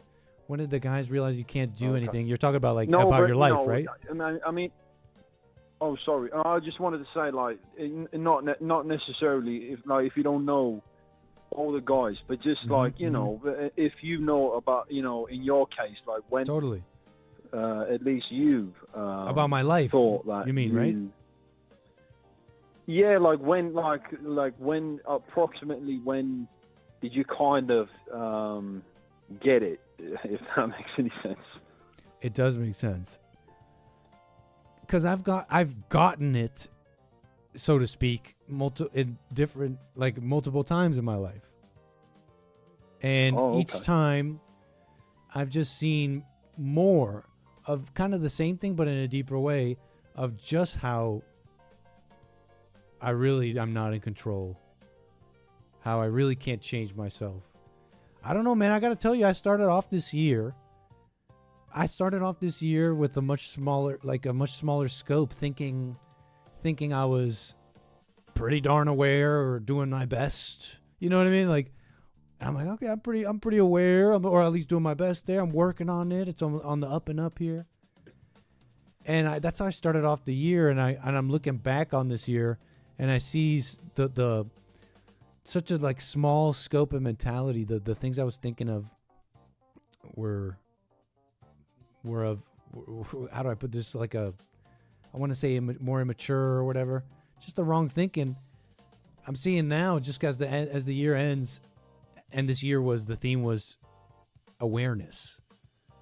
I'm only just realizing how unaware I really am, and how the wrong. Or just recently, or just no. I mean, I've heard it over the years, and it's been making sense over the years, deep sense. But I'm just being honest. It's it seems only this year I'm seeing, and the year of the theme of awareness with Jesse, that I'm seeing just how truly unaware I am. It's crazy, and I'm not fine. I'm not there's stuff to work on. How do I put it? So I'm seeing, and it goes to what you're saying. I'm seeing I can't do anything about it. I keep coming up with a plan of action about my life, and I can't do anything about it. So I'm trying to keep it simple. What's funny is that I've it's almost like there's some sort of not pattern. That's not the right word, but it's some sort of symphony to it as well. It's it comes naturally. It's you realize, but it's it's like a natural process, and there's nothing or when you realize it, it's not like it's how do you explain that? It's it's like when you realize it's just life, if that makes any sense. I think you're making sense to me. I think that's the thing that has eluded me in a sense because I'm not serious about watching every thought and every emotion and every thrill.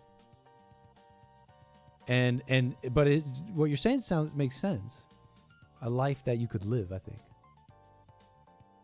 Yeah, but it's like, if I could just explain it in a better way, that sometimes that really sucks as well. When you it's like oh mate, when you're just trying to explain, not just about stuff like this, but just things, and the words are not there, and it's just you have to like kind of like totally.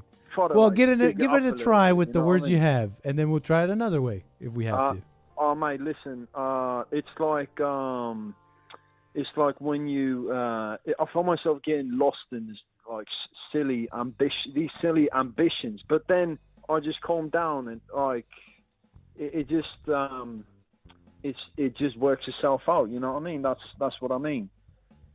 It's like they just I find myself kind of wasting a lot of time, but the second I sort of I realize it's almost like it just works itself out almost instantly. You know what I mean? That makes a lot of sense. I've experienced the very same things. And just, wow. Of course, yeah, just in moments of confusion. What happens to me in my life sometimes, it's like, I think I need to do something. Something may happen so it'll confuse me or make me feel a certain way, like and then I have to, and it'll make me think of a plan and make me think of something to do about it. But the second I drop all that, I'm back to like reality. It's like, okay, back. It was a big waste of time, but now I'm back. It's like it's all gone. There's nothing I have to do. Oh mate, that's crazy. But you know what? I don't care what anyone says. It's like at one time, blah blah blah. I hate my parents and all of that. I went back, I forgave all of that. But at one time, I was just so desperate trying to find beauty. I remember I was part of this like art sites, and I read through the whole site, and it was like 1,500 pages of like 30 paintings per page, and I would just scroll through the whole thing. I was just looking for beauty, and when I see Jesse Lee Peterson, I can just tell, like with a snap of my fingers, I can just see that, what he has with the perfect piecing. I just know it's true, 110,000%. I know what you mean, man. Yeah. So I'm. I heard the same thing, and my insides care. exploded. Wait, what'd you say? I heard the same message, and inside I exploded. I'm like, this is it. Yeah. But yeah. So even if I'm 70 years old before it happens, I don't care. I'm just gonna roll with it. Yeah. Okay, say what you mean by that. No, like if I kind of fall off and I don't know, I get distracted by some silly stuff, I'll just back to it. You know what I mean? And come back to because yeah. Yeah, like that. I can't think of anywhere else to go. No, it's more like if you get lost in. I mean, ambition is one example. If you get lost in ambition and blah, blah, blah, so you're working on a new project and you've got to do this and that. But, I believe you can snap back at it at any moment. You can, all right, I've, spent, like 10 years doing this now. Like, all right, but I'll just continue to work on myself now. You know what I mean? I do. It seems like that I can't, if I do get distracted, like you say, there's this bottom, there's like a net, I want to say safety net, maybe not that, but there's just nothing else to go to. Life will confirm that I can maybe think whatever I want. Life will confirm what Jesse's been saying for years is true, and it'll hit me like a ton of bricks. I'm like, damn, he was right, he's right. And so that's what I'm adding to what you're saying. I can't go anywhere. I keep coming back to the same mess. I'll just endlessly come back to this. All right, cool. But all right, but anyway, I just wanted to say thank you for answering my question, and I do want to, congratulate you guys for, coming this far and doing all this work in all of that. So I really do, wish you and the Bond guys well. Even Joel Friday, if he's still around. Of course. If he's having some babies or. I'm not sure. I think he might. I think, but right? we wishing him well. He's married man. Oh wait, is Joel Friday is he coming back or what? Not that I know of. He moved on. You know how people move on. Employees come and go. Oh, okay. But did he go because of family and stuff like that? Did he have kids? I don't know all those deets. That it's like I don't know all that. Oh, okay. Yeah. All right. Well, you better call him. But anyway, thank you. Thank you, sir. I appreciate the support, man. Call me again. All right. Cool. Thanks. Norway, very cool.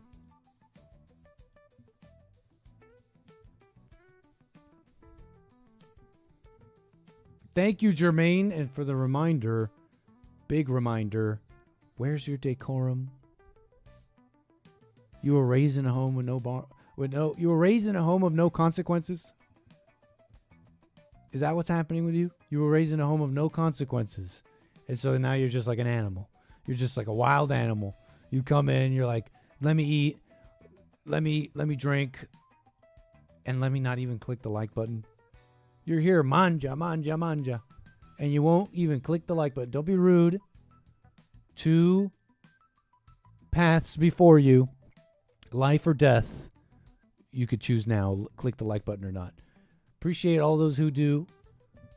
My lovely viewers on Rumble, thank you. What's up, Brian? Thank you for that. Blessed Friday back at you. 77 market. A. I think we got some Norwegian Kronum on the docket. Look, I got a super chat in this foreign money, and it's awesome. Olav, thank you for that. Says, when did you start to do nothing to try and change yourself? That's a little bit different wording of your question, and it's just as interesting. When did you start to do nothing to try and change yourself? I don't think I've started. I'm realizing. To do absolutely nothing. I started listening to Jesse and even came to Bond. I don't know how to explain this to y'all, but I came like an animal.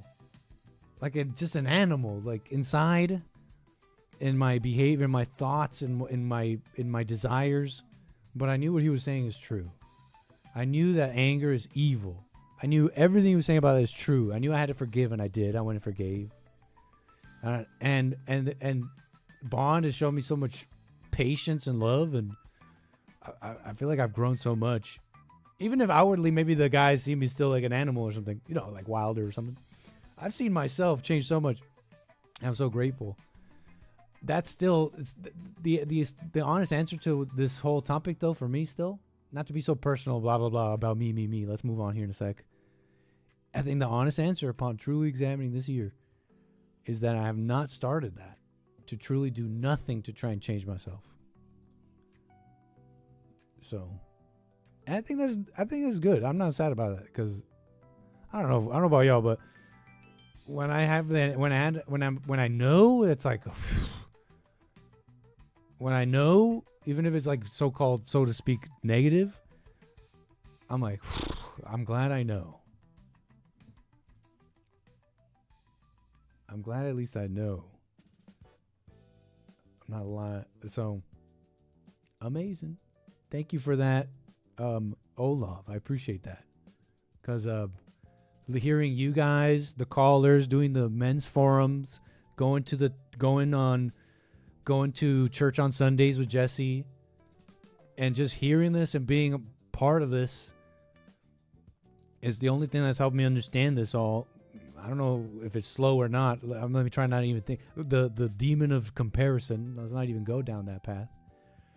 But hearing you guys and talking, men's forums, all that, it's everything. It's letting me see that I don't think I've really started to do nothing. And that's the first step to doing nothing about changing yourself. So thank y'all. I have to say thank y'all.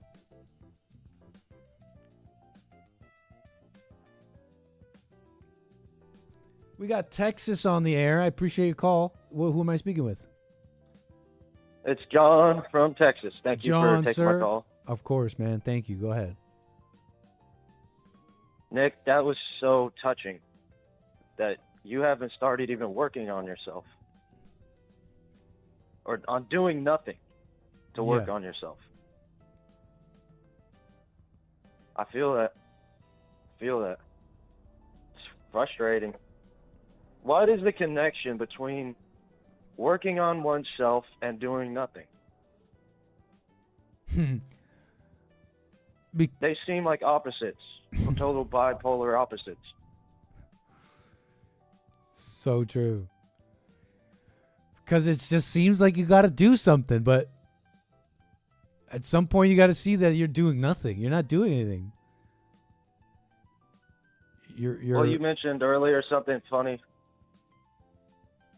The rape machine and all that stuff. Remember that when we were talking about that? Right, progress. Progress, you can't stop progress. It's like the tech bros create the rape machine. It's like, oh, you just got to let it happen now. Yeah, so I just wanted to wish you luck on doing nothing. Man, I appreciate But that big actually, time. I've seen you getting buffer too, though.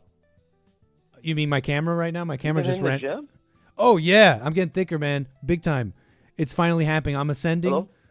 Can you hear me still? Hey, John, can you hear me still?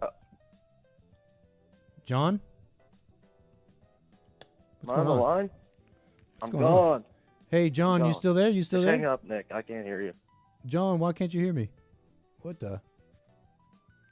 Why did he suddenly stop hearing me? John. John, it's got to be on your end, I think.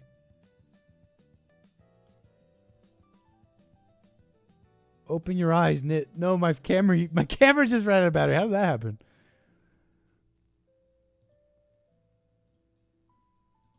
John, I really liked your call there, man. I hope we could talk soon. I wanted to ask you about it being frustrating to do nothing. I wanted to talk to you about that. And yeah, man. So appreciate your call, John. Always a pleasure, man. But I definitely wanted to talk to you more about doing nothing and why it's frustrating. I'm going to leave this glitch camera up because it's better than nothing, right? I think it's more captivating than nothing. Because you guys will be like, yeah, I'll keep it like this.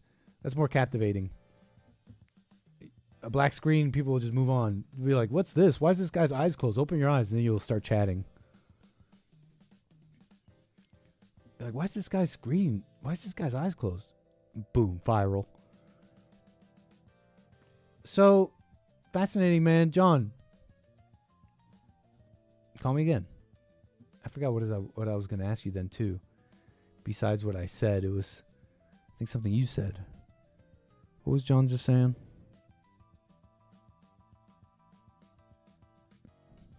He was wishing me luck on doing nothing. Thank you so much, John. Thank you. So, antidepressants no better than a placebo. Is this surprising to anybody? People who have been following this sort of over the years, you may be familiar. This is a headline that comes out every few years. Okay? Nick silent praying. Nick doing the silent prayer on stream. Okay? If you know anything, you would know that this headline comes out every few years. Antidepressant prescribed to millions is no better than placebo for children with greater side effects. A medication meant to lift spirits may be falling flat. Oh, it's just a medication meant to lift your spirits. They don't even know what it does, folks. They have no clue about the actual mechanisms. They call it, they say it's neurotransmitters and serotonin, chemical imbalance. To this day, there's no concrete to ask when a doctor prescribes you antidepressants, ask them, sir, Mr. Doctor, intelligent doctor, miss, or whatever, please show me the test you did to determine that I, your patient, this particular patient, has a chemical imbalance. They will not be able to do it. Thank you, doctor. Please, what test did you do to determine I have a chemical imbalance? They will not be able to reproduce such a test. A new research suggests that an antidepressant commonly described to children and teens may not be as effective as once thought. Oh. Now, some experts are raising doubts whether young people with depression should be taking the drug at all, citing concerns that the risk of potentially serious side effects may outweigh its benefits. You think? In the study, researchers analyzed data from 12 big clinical trials, whatever, better known by the name Prozac. Fluoxetine, I think is how you say it, is one of the most widely prescribed antidepressants, recommended as a first-line pharmacological treatment. Taylor in the chat says your camera is frozen. See, chat, it's working already. It's funny, they call it a first-line pharmacological treatment for pediatric depression. You know what I learned recently? Yeah, that there are multiple lines. If the first line, like Prozac, doesn't work, you can take the antidepressant for your antidepressant. I was watching a commercial the other day. What was it? It was a commercial for another pill that you're supposed to take with your antidepressant, and it was like you see these people walking around with sad faces, and they're like, "Are you sad?" I'm summarizing. "Are you sad? Well, take blah blah blah." But remember, this is supposed to be a commercial for people already on antidepressants. So all the sad people in the commercial are already on antidepressants. And they say, "Are you sad on your antidepressant? Take this antidepressant." The findings have, when researchers analyzed the data, they found fluoxetine appeared not to provide meaningful benefits for reducing depressive symptoms in children. Sadness. They literally made up stuff. They found a drug that gave you like some boost in this way, made up some stuff about a chemical imbalance, and then made everyone believe over years of like just language and depression, right? And medical language. They created this link in between like some brain chemistry and sadness itself, spiritual sadness and stuff. It's insane. But I'm not a doctor. The findings have led experts to question whether the benefits of fluoxetine justify the risks of young patients, including the weight gain, sleep disturbances, and trouble concentrating.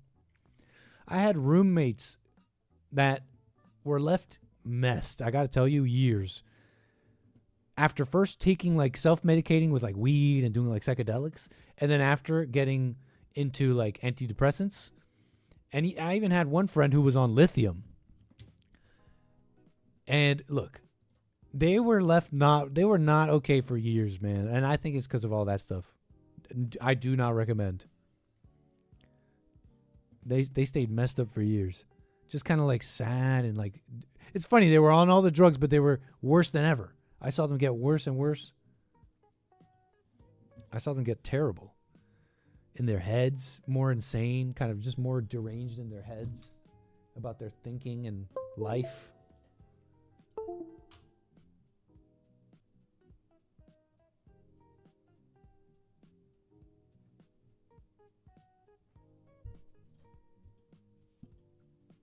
All right. Nick deep in thoughts. Nick holding in a bong hit. Okay, I'm back. My camera's back. Okay, I'm not doing the silent prayer anymore.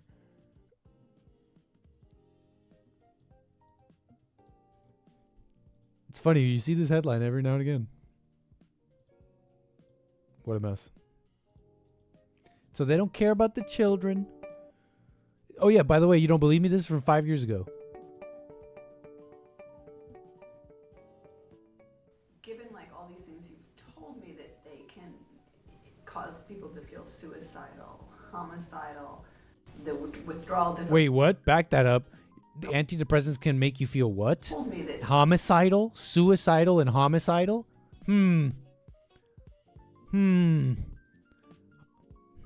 School shooters.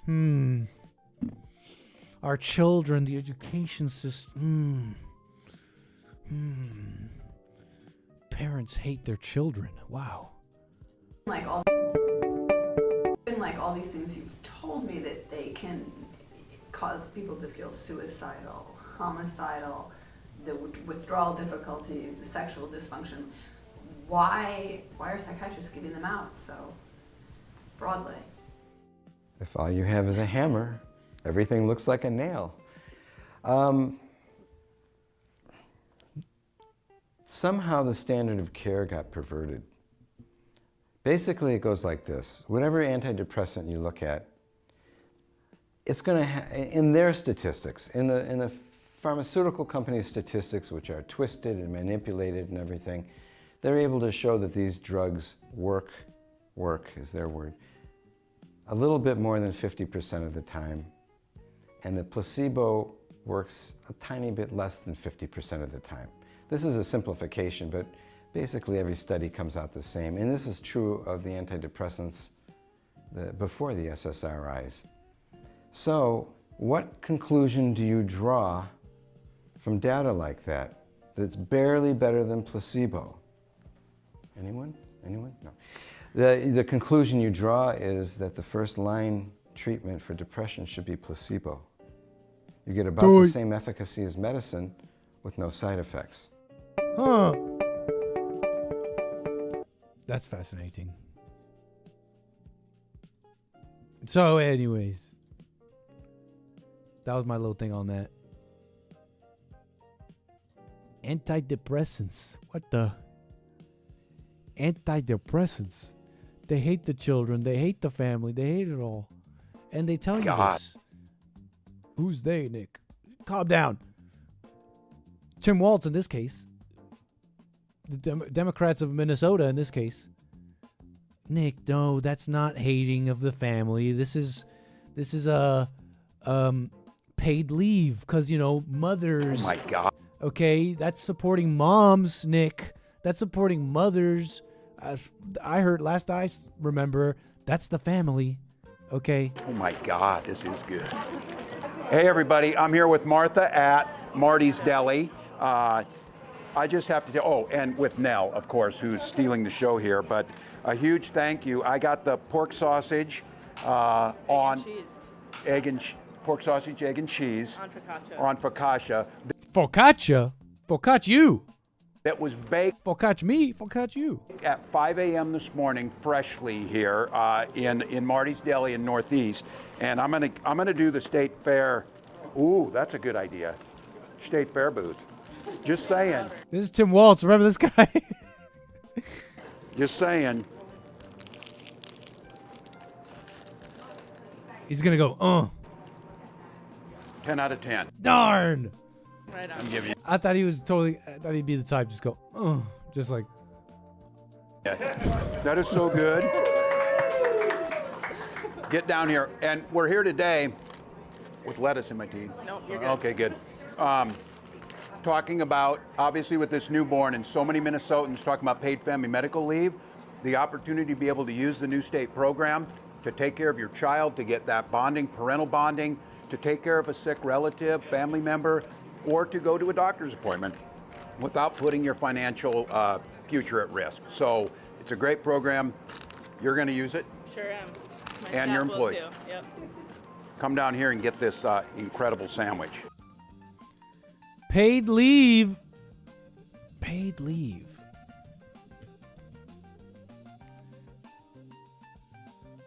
Paid leave provides. Wait, hold on. Right? Free stuff, but also it's about women and maternity. And it's like because women are working and they don't want to raise the children. But you get to pretend it's about the family, right? We're supporting mothers. Tim Walz signed the bill 2023, a new paid family and medical leave program, a program to provide 12 weeks of leave with partial pay for employees to care for a newborn, and 12 weeks to tend for a sick family member to recover from their own serious illness.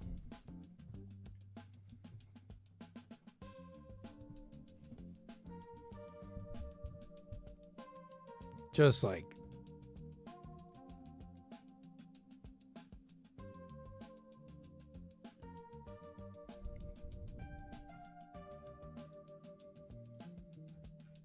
So excited to not be home work.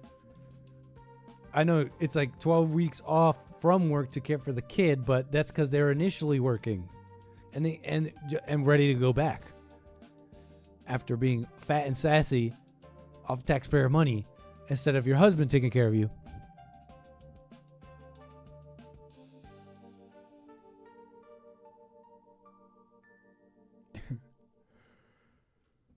Who is cared under the program?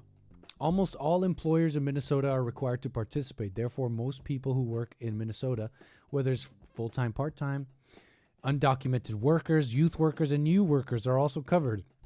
So illegals.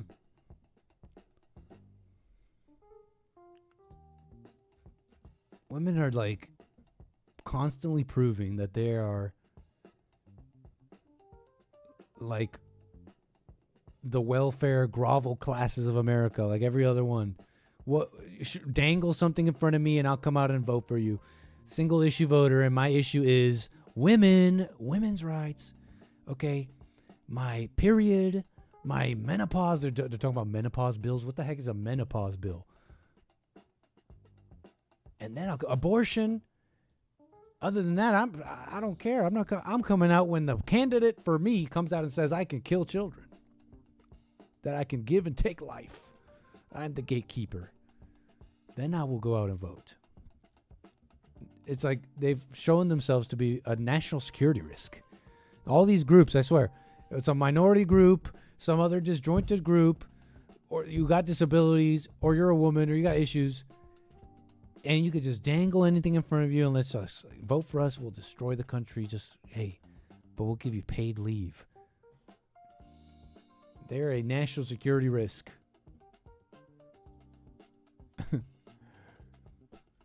So file this one under, when you don't believe me, when I say they hate the family and they do everything to work against it, file this one, okay? We got Ross, New Jersey. Thanks for your call. You're on the air. Hold on. Okay. We got Ross, New Jersey. Sorry about that. You're on the air. Hey, Nick. How you doing? All is well, Ross. Go ahead. I was listening to the show, and it's weird how it came across from Norway, and now it's in New Jersey. Like how it's connecting. I don't know where the last caller was. I think he was in Texas. Mm-hmm. But it jumped from like 11 p.m. over there, it said. Now I think it's like, I don't even know. It's around 5 something here now. But then it jumps over to California. And the reason I was calling you is because you sound like you're pretty close to connecting stuff. And what I want you to understand is when you get to that point, what you're talking about is the water. Jesse has like a little speck of blue in his eyes, don't he? That's true. And the water is what lifts you. When you get to a point in your life, you're an anchor right now, you're stuck in the mud. When you find the woman that you want, the water that's going to be in your body is going to lift you and make you want to be a father and have a son. And that's the lift that you're going to have, because once you have that child, you're going to follow that child into life and help it in every way it can. So where you're at right now, you don't see the woman as, what you see is a distraction for you in life. But what it is it's also the lift. Your mother lifted you from Colombia, is that right? And she brought you up to... well, no, I was born in America. North? In America, okay. Well, she came from Colombia and went up to, what was it, Canada? Yep, well, America and then Canada, yep, that's true. Then she came down into America to have you and set the anchor. And for you to grow and lift yourself up out of the mud, you're going to have to connect with the water somewhere along the line to grow the green shoot from the seed that she planted. And if you understand what I mean. The key is your woman. When you want to get green, you find that woman and she'll lift you because she's got the water to lift you. Now, that woman that finds you is probably the one God sent to you. The one you go looking for is going to be the distraction. But the one that comes to you to lift you, you understand what I'm saying? For sure. On the distraction, for sure. You go look for it. You're looking Okay. for you're gonna find the wrong one. And they're all around you, but so are men. And everybody's trying to get what you got because you're standing a little bit above them. So they're going to be pulling on you to pull you down to their level to keep you there. But when you get lifted by water. You think about a boat. Do you sink when you get in your boat? No. You find your boat, you get in it, and you sail north on the water. If you want more, you go higher. If you want less, you go south and get stuck in the mud. You know That's why God gave us tides. Huh? You know what just hit me as you were speaking? How to not What's get that? stuck in the mud, because you were talking about how people come after you. You're saying like I'm above or something, and they'll come after me Right. for that. You know what? It just hit me as you were speaking. How do you avoid that? The perfect protection against that, and how to not get stuck in the mud. As long as I don't Well, see your myself mother's- that way. If I see myself Well, as higher don't than other people, then I open myself up to that, and people could come after me or whatever and bring me down. But if I didn't have any opinion Well- about myself like that, I wouldn't even notice such a thing. I would just be perfect. Okay. I'm just telling you the way that everything's always worked. The tide brings things in and the tide takes things out. And that's God's law. And you can stand on a beach and watch it happen. If you don't believe in the dirt to grow things in the soil and then go back to the water to be able to get fish, then you're still stuck in the mud. And to be able to get lifted out of that mud, you got to use the water, woman or the water, because that's the way God made it, a moon and a sun. The sun controls the earth and it brings it up, but the water is what rises. When it brings the green plant out of the seed, that's when it grows. Are you just talking about It won't. reproducing?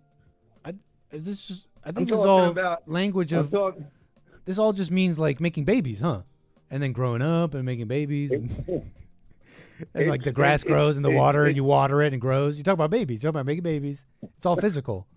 Everything starts in a seed. Remember I told you before about portals and pipes and everything I else? do. I don't know. I still don't quite get it. Remember where we started? We started in the two underworlds with our daddy. And we got moved into our first, whatever you want to call it, our first pond, our mama. And then we grew out of that. We fell back to earth. And then we start the cycle again. When you say the water lifts you, it lifts you to what? It lifts you if you are in the right boat.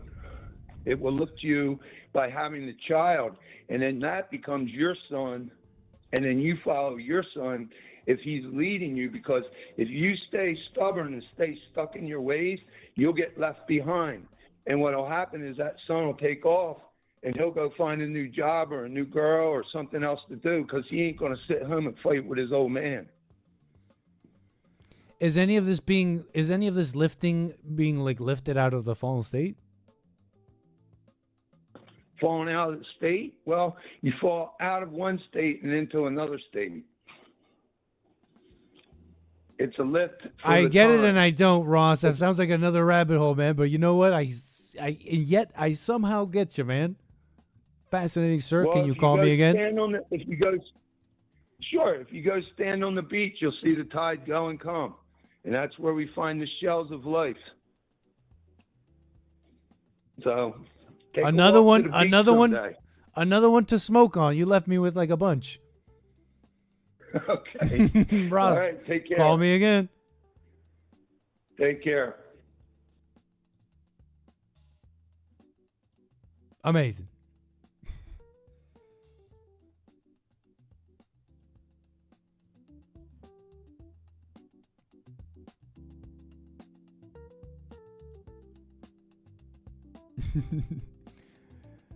All right, folks, we've been hanging out for a nice while here.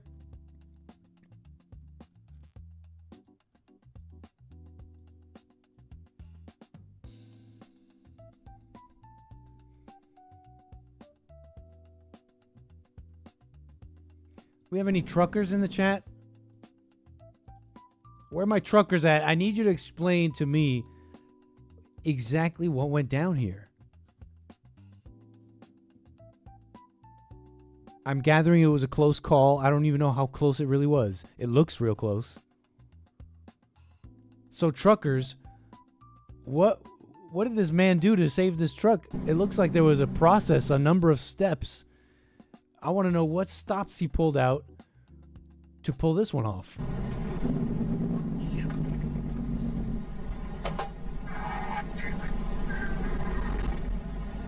Whoa! By the skin. Am I supposed to gather he urinated? He urinated on himself? Is that what happened here? That seat's wet. I see driblets on the seat.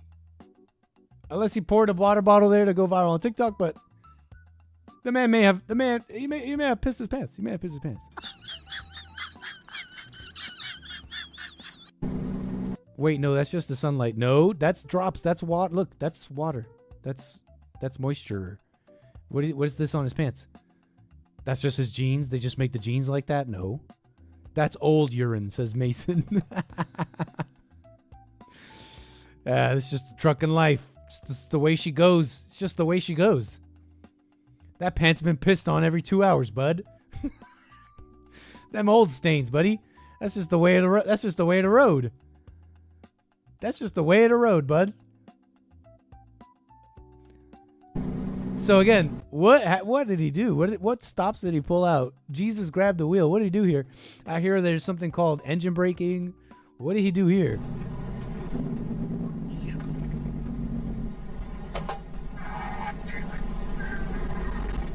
Look how close he was. I love Jesus trucker hat. Okay. Jesus take the wheel. Yeah, checks out. Trucker. This is trucker tanned pants. So anyone has the lingo, you got to tell me how'd this go down? What happened here? Break it down for us. Give us the play-by-play.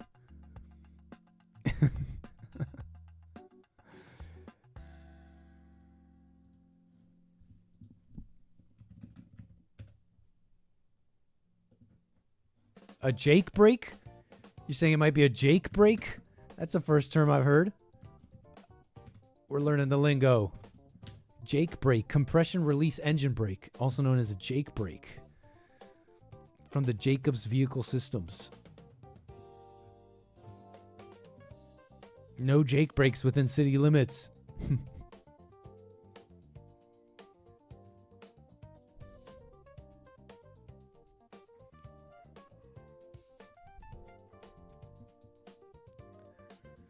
No Jake brakes. So trucker saves the day. We're doing this rapid fire now because we're about to come to a close, at least on this programming. Barron Trump getting close to Christ. This was kind of interesting. MAGA pastor claims Barron Trump, 19, is very close. Any moment now.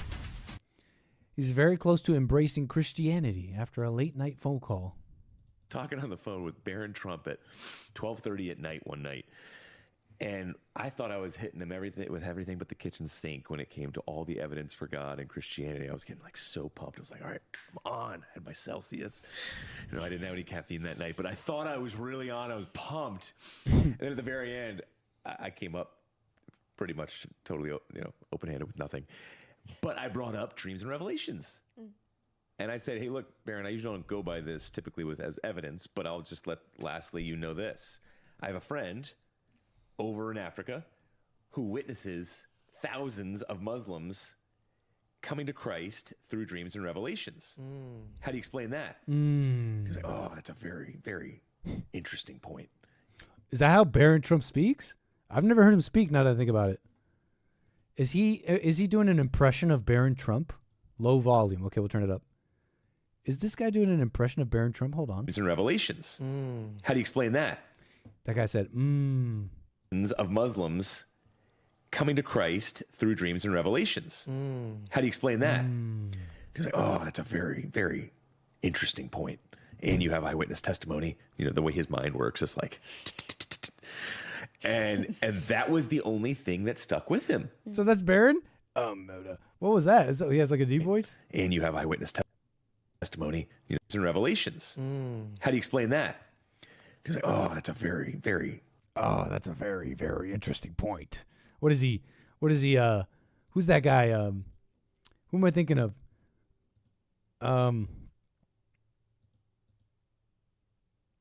What's his name?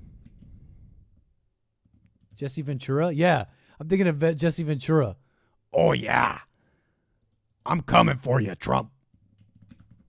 I don't think he's ever said that, but please, Barron doesn't sound like this. At 18, I went into the United States Navy. 18. I spent 1 year being trained and became a Navy SEAL. I then deployed to Southeast Asia and Vietnam for a 9-month. That's not how Barron sounds. Interesting point. He's like, oh, that's a very, very interesting point. And you have eyewitness testimony. The way his mind works is like, and that was the only thing that stuck with him. And he's very close to putting his faith in Christ. Very close. So close, just any moment. How do you know these things? How can you know such a thing? I get this impression of ego, such ego. These religious people, right? They're like, oh, I know God, and I know what your spirit is, and I know your heart, and I know. Where do you get all this info? I know who's going to heaven. He's a second away from accepting Christ. Why? Because he's about to say, I accept Jesus Christ with the words. I'm not trying to go too hard on this guy. I don't even know him. He's might be a nice guy. It's just this Christian thing I get from him. I wonder if that would even work on Barron. Barron, don't be swayed. What an outward thing. I'm thinking of, if I may compare anything here, Trump, because I don't really know Barron, but if he's anything like Trump, you can see it on him. He's got like the inner. He lives from the inner. Yeah, he may hear all the verses and the Christians telling him a million things, but his spirituality, it's obvious, comes from within. And you can criticize it and make fun of it or whatever. It's not well spoken. He's not knowledgeable and knows the Bible and stuff, maybe, but it's so clear that it comes from within. It's so obvious. He speaks on it on his own mind. If Barron is anything like his father, he'll let this go in one ear out the other. Barron, he's hopped up on caffeine, calling out Barron Trump. But you don't understand. It's Marcus Aquinas and the argument of the first mover. The first mover. How could there be a mover before the first mover? It's like, you're not gonna convince anyone with that. What's the point of convincing someone about God? The first mover and bro, shut up, bro. Just stop. I'm messing around. You could talk about that stuff. Like, it's intellectual. It's pretty intellectual reasonings and evidence for God.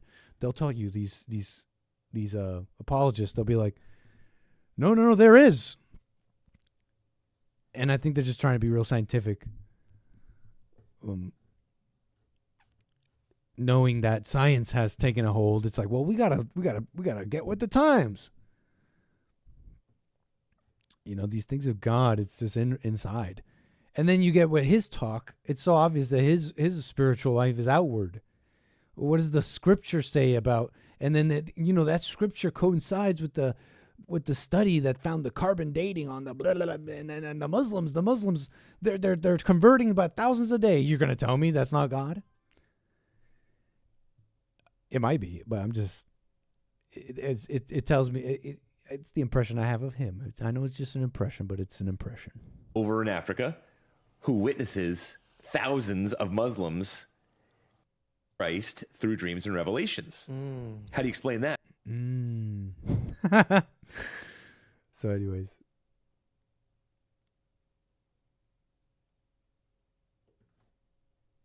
Barron. Don't be so influenced by whatever. It's funny because I'm saying that like as if he would be influenced. He's got a good father.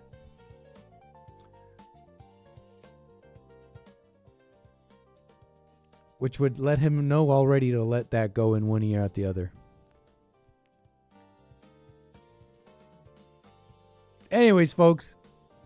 Hope you've been enjoying yourselves here on this fine Friday. Kicking it back a little bit.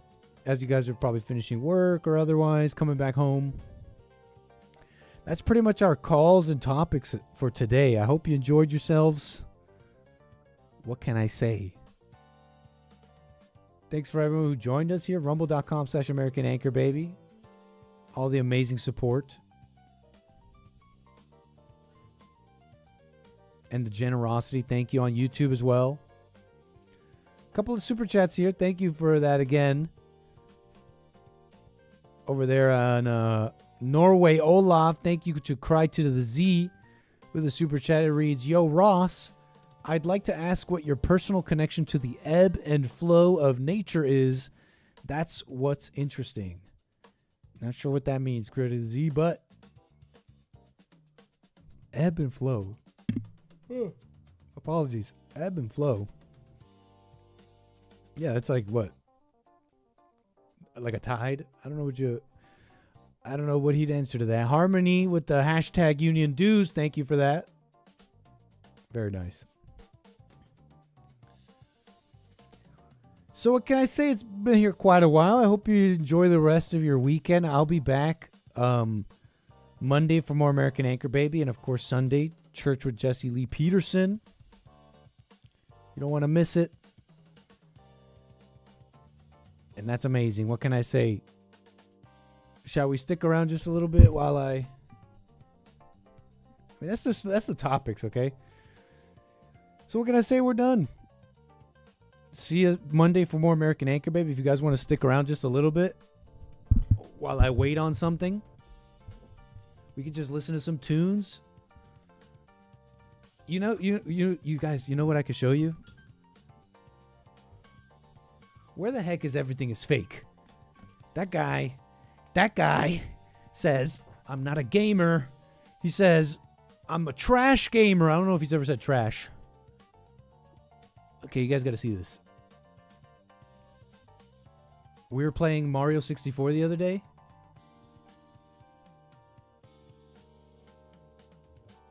You guys got to see this. Okay, I'm hyping it up like you got to see this, but I got a couple of tricks down. I got a couple of important speedrunning tricks in the bag.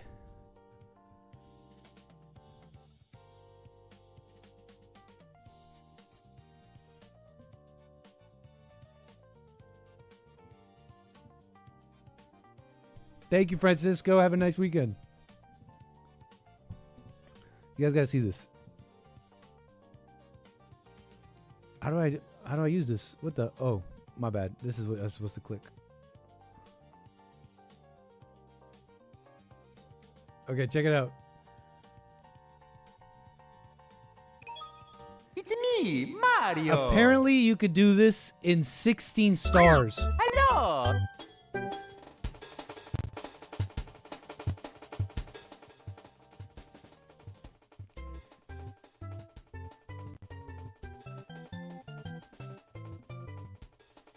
Wait, what? Why is it? Oh, darn. Open recent. And then Alt, Enter. It's me, Mario. Okay, boom. Hello. Okay.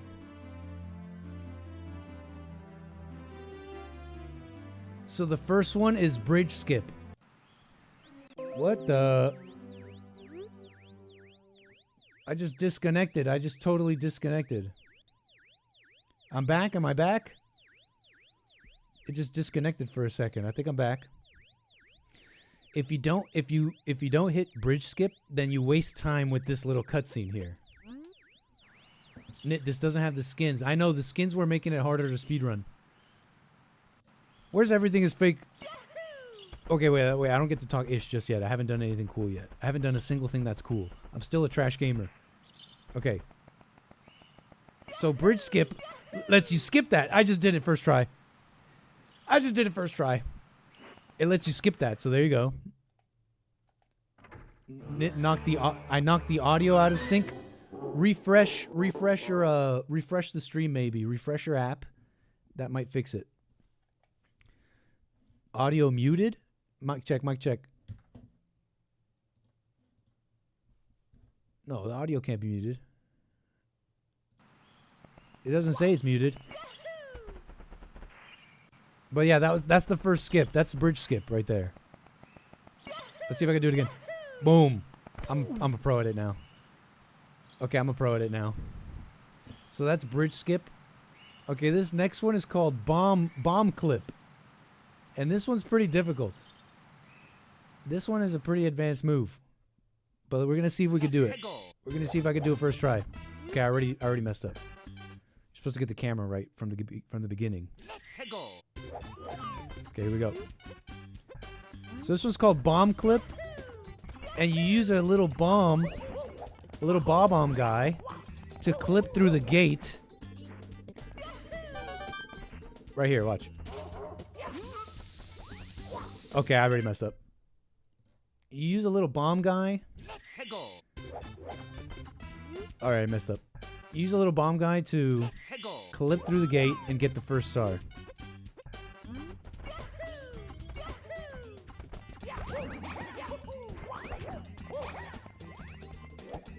Oh, jeez. Okay, bomb clip. Oh, I almost did it. Let's try again.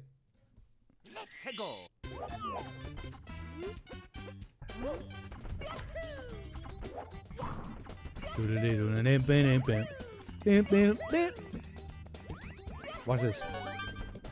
Okay, let go, jump. Oh, one more try. I was getting this. I was getting Nick worst speed runner ever. This is a super this is a really advanced move.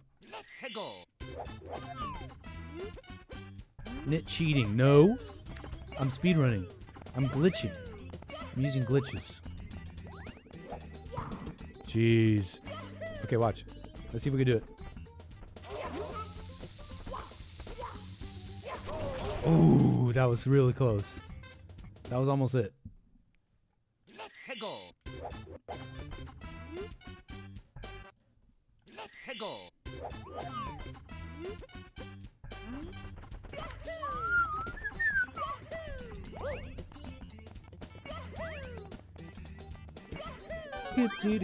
Okay, let's try again.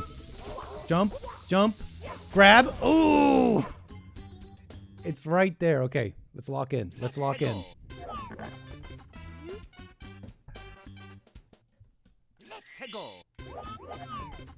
What the?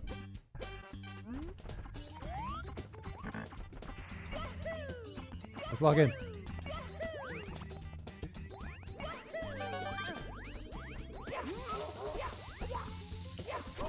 Ooh.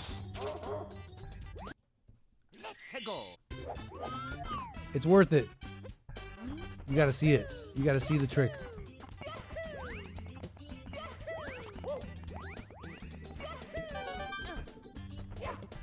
This is highly advanced.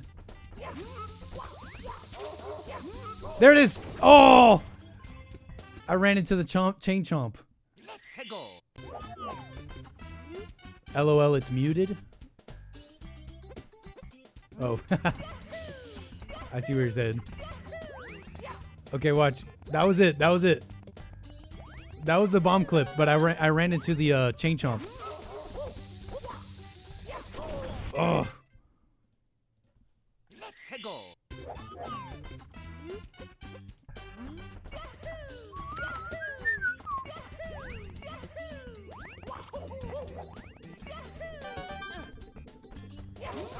Here we go. We're so close, chat.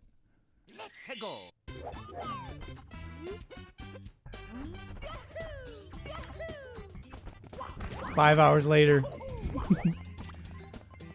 I swear I was doing it every time.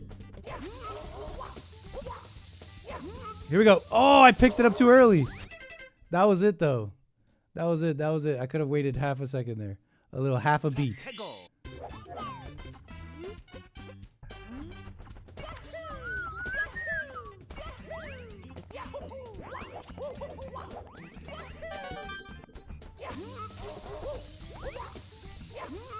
Darn. Okay, I'm getting the clip though. I'm getting the movement every time though now. I'm getting the movement right. Okay, remember, chat. Wait one beat. Wait a little beat. Okay. Patience. Grab.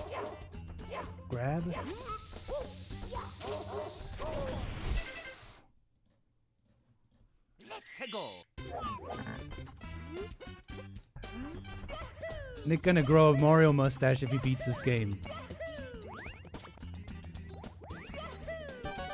Okay. Okay, that didn't work. It's gonna blow up.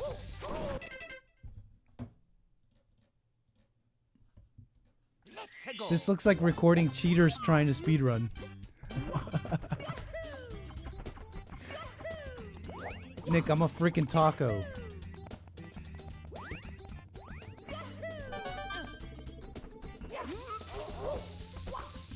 What? A, B. A, B.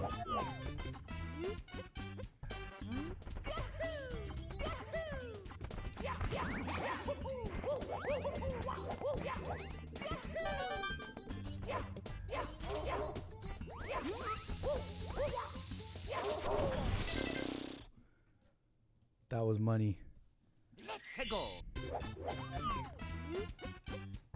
Let's go. How many of you are going to hear this in loop in your dreams tonight?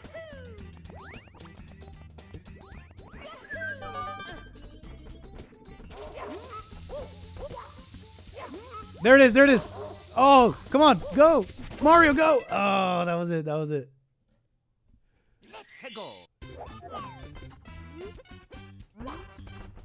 Doom Jesus. It'll become clear in a moment.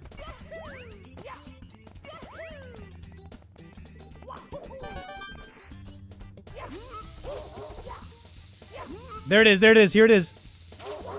And we did it. Bomb clip. That's bomb clip right there. High level pro gamer stuff, okay? Not to be trifled with. So that was bomb clip. This is the next trick. This one is called cannonless. That was first try. Yep, first try. So easy. This trick is called cannonless. Because you're supposed to get the star with a cannon, but we're going to do it without the cannon.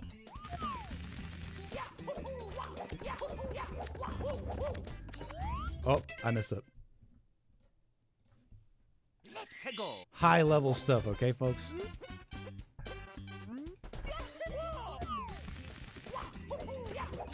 It's got to be done the exact same way every time.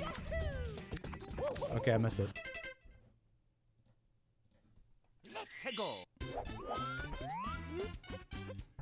So, long jump to the tree. Okay, I didn't do it. Left C, down C, jump dive, jump dive, jump dive, camera, long jump. Okay, we can try that again.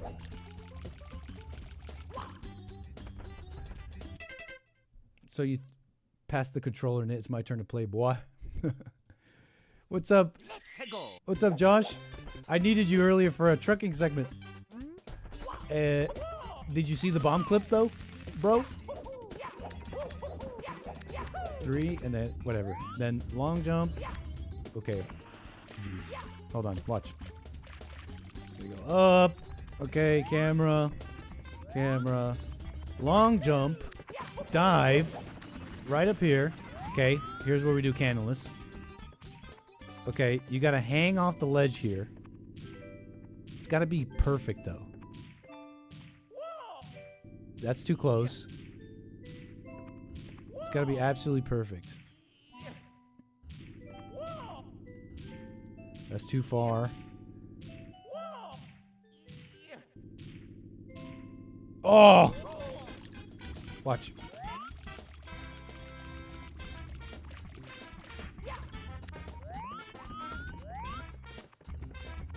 Long jump. You're supposed to dive up there.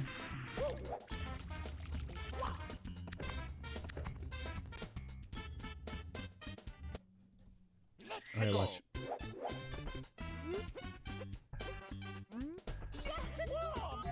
Left down. Dive. Dive. Dive. Camera. Long jump. Come on, dive. Oh. All right, let's just get up there normal way, because the actual trick is over here.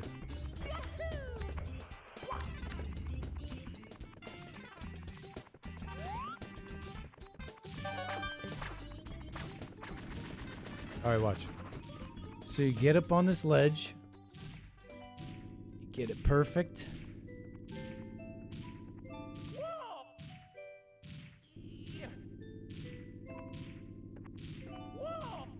That's too far. That's too far. I think right around here. Okay, then you get up, you backflip. Okay, camera right twice, left twice, punch once. You wait for the animation to end. Hold directly down on the analog. Okay, directly down. You hang, and then you go right camera up, left camera down. So let's do it. Boom. Free star. And that's how you do that one. High level pro gamer stuff, okay? Somebody go tell that guy. Okay. Easy freaking peasy, right? Speedrunning master. No, not at all. But after you get that one, you can then quickly get this one. Oh, oops. Don't do that. Don't do that. Dive. Then you actually go this way. And this one's super easy. I did this one first try when I was first playing with you guys. You do a side jump and then wall jump up to the star. You're supposed to go all the way around, but there you go, easy star.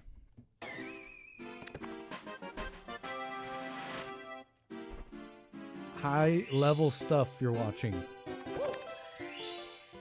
Okay, the next one you could do is defeating the King Womp guy, but you can get up there really easy by just right. You get up here, you go 1, 2, 3. Now I can't do the triple jump. That one's really hard, so we'll just do the easy one, where you can side jump this way. Or you could side jump off the wall. Right? You could just wall jump up to that platform. It's supposed to be, you're supposed to do a bunch of stuff, but you could just side wall jump off into that platform. Easy peasy. Skipping the whole level. Oh, jeez. Come on, Mario. Oops. You might bump, but it's okay. Okay. I'm trash.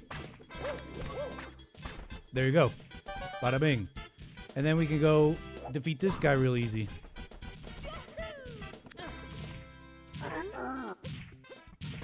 And you can just go, you can actually glitch through his body by going like that. Okay, I messed it up.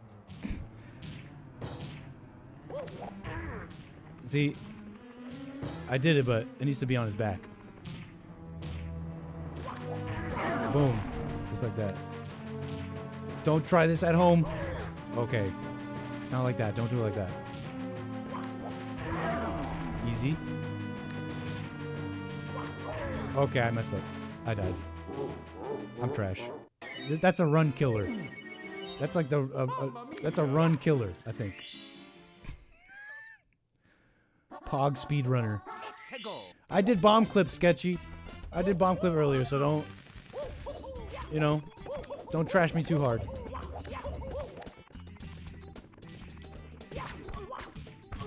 Oops. Yikes. What the?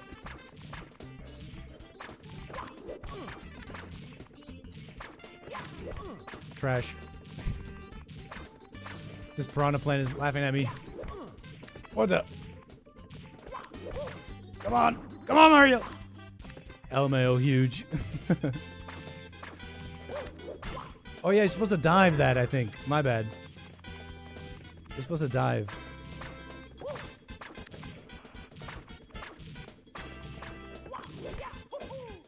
Oops.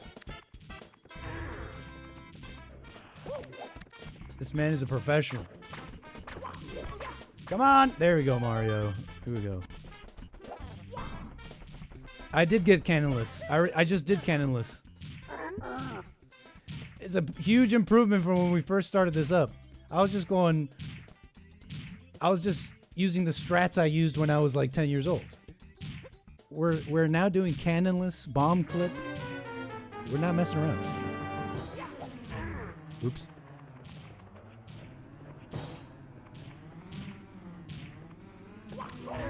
I suck. How do you do this one?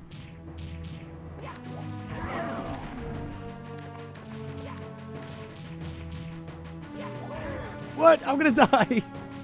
I should just do it regular.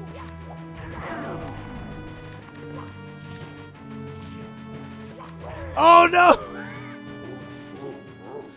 Okay, you get the idea. Mamma mia. Okay, that's cannonless. That's a different one. Slipping and sliding away. Okay, this one's also easy, I think. You just double jump off the end. 1, 2, camera this way. Right? And then you go back and kick. Oops. And you skip the whole level.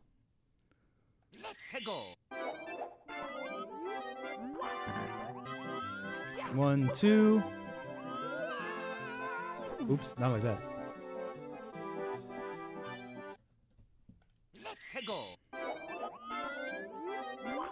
1, 2. Ooh, kick. I'm doing it wrong. I'm going too far, I think. 1, 2.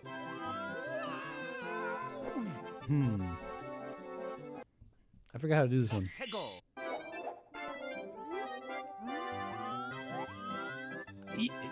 Okay, doing Bowser 1 with reds, I'm having trouble. Okay, here we go. Boom. We skip the whole level. Bring the camera here. Side flip up here. And then watch this one. Oops. Similar to the one from not too long ago. Boom. Easy star. Speedrunner. Bada boom. Crazy easy. 7 stars already.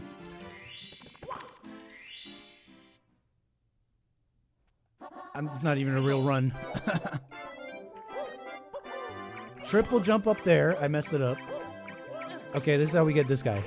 Grab him. This is how you skip this whole thing. I might mess this one up. And you jump off right here.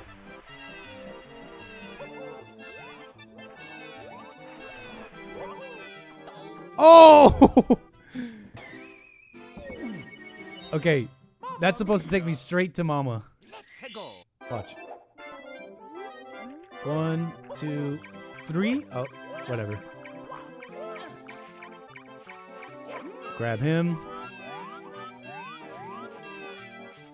Come off right here.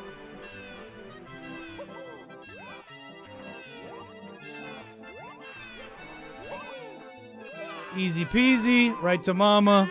Psh. Dunskies.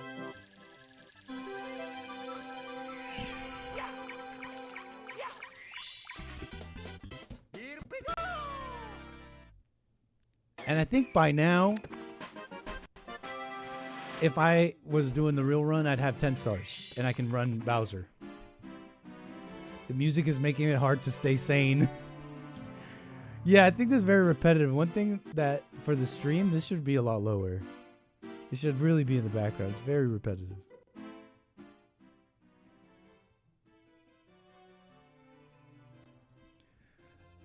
Cool. Any more tricks? I don't think I have any more tricks here. Let's see. Nope. Oh, geez. Bowser. Okay, this is... I have no idea how to do this one. This is... I don't have the strat. You're supposed to be able to speed run this whole thing like... Sort of like this. You grab that. You're not supposed to get the fire.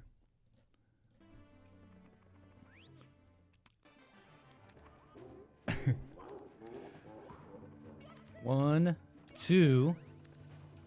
Not doesn't matter if you get the fire, I think. Long jump, dive. Ah. Oops.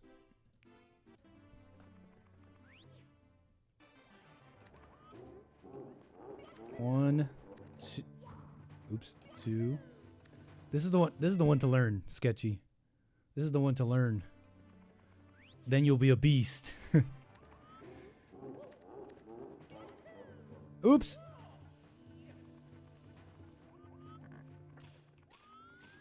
Long jump, long jump. It's supposed to be another one. Dive, and then like side flip, which I messed up. You said shake cycle is the easiest. I want to do it with reds.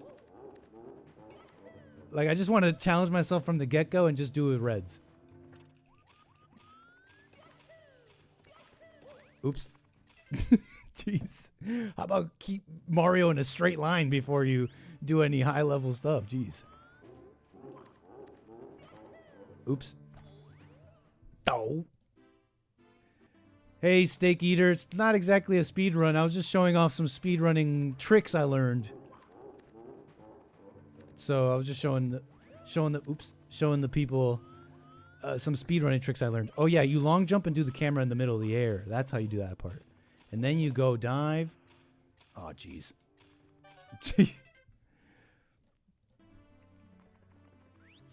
Yeah, you do the camera in the middle of the air of that one. So you go long jump, long jump. Oops. Hit this. Long jump, camera in the middle of the air.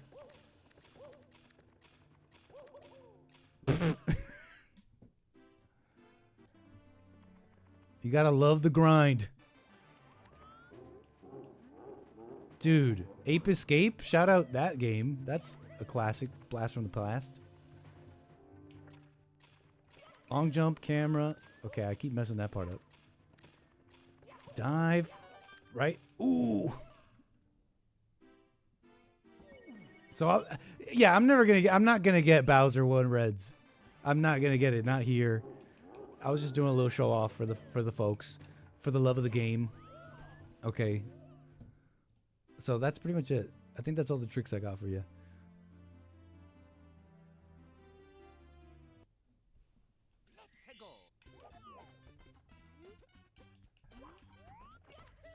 Let's try bomb clip again. Oops.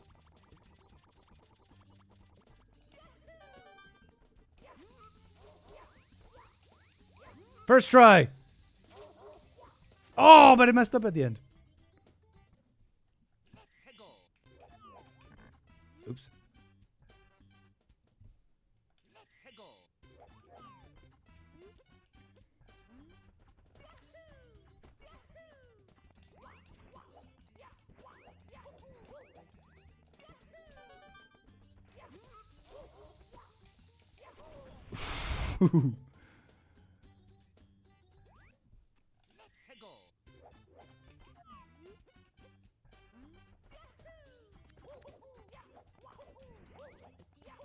I mess up my rollouts. I don't know how to do rollouts right. Ah.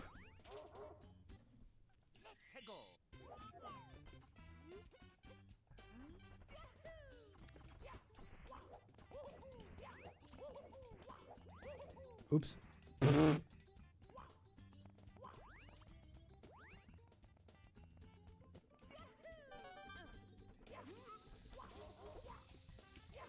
Here we go. Oh. You guys get the idea, though. In a real speed run, I guess I would, if I missed that, I would have to then do the ground pound, the pillar of shame on the chain chomp. Oh, geez, I messed it up. So if I mess this up in a real speed run, I'd have to go and do it the regular way, the long way. Which I can't even do that.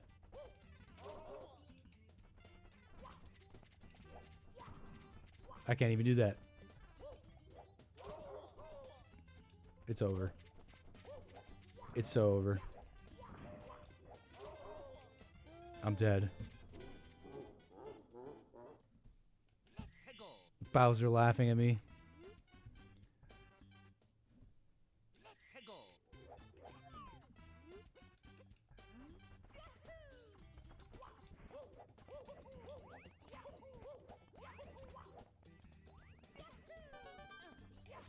Oh no!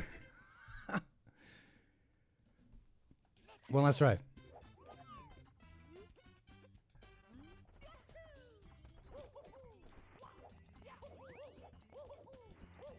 Jeez, I suck at those. What the? Darn.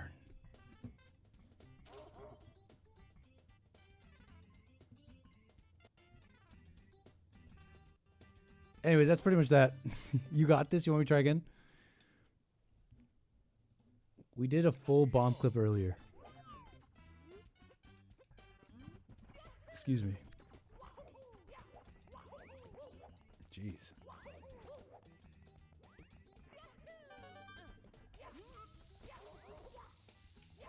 Here we go.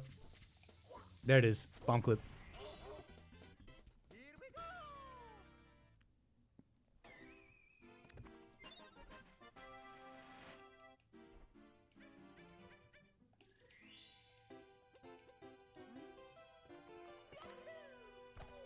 Oops. Speedrun ruined. Long jump. Speedrun ruined. Long jump.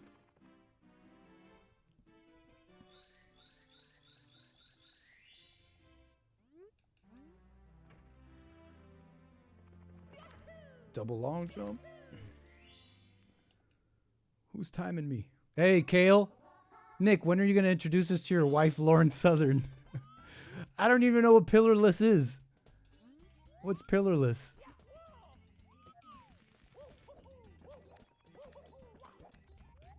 Oops.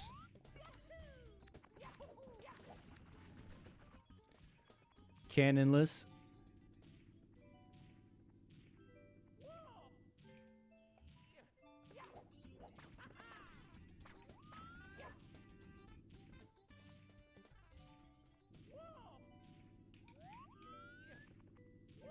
Oh! It didn't work. See, cannonless doesn't always work. I don't have it exactly perfect. Let me try that again.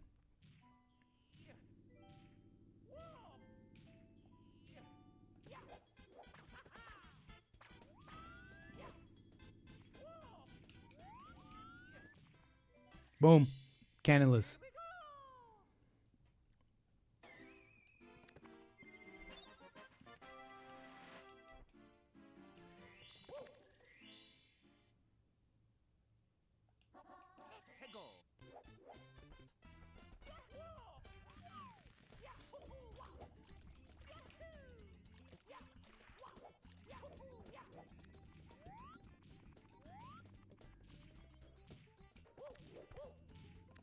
Oops.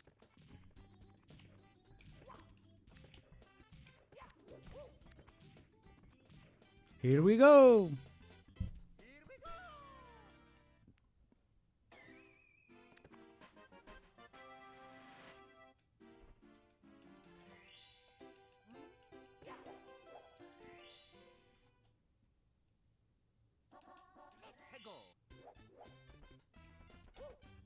Oops.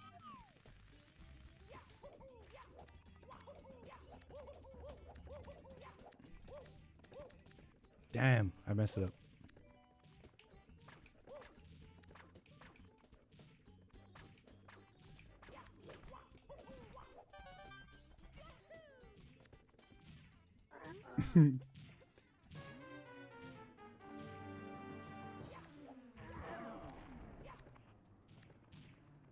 There's a better way to do this one, but this is what I have.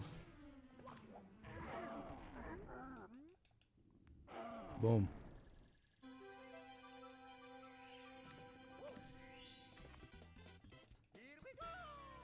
We're flying through this. We're flying through this.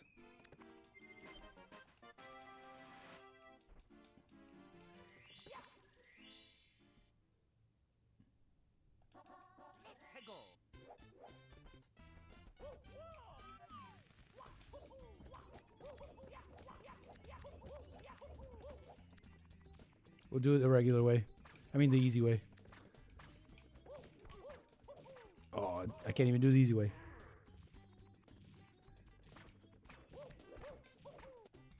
I can't do it.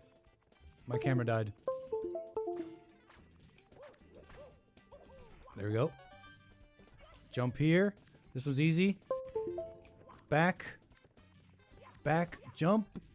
Boom. You finish this whole star. Record time. You could jump dive here, but I'm too scared. My camera froze in a perfect my camera froze in a perfect concentrated state, so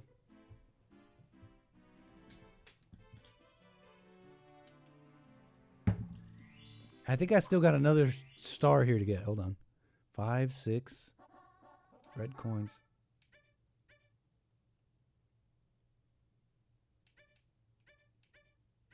Wait, I forget what other star I have to get here.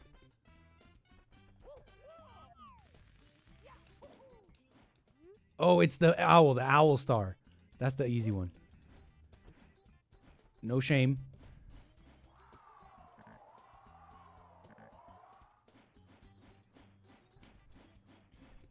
We fly over here. Okay, I messed it up. Oh, I got it. We're flying.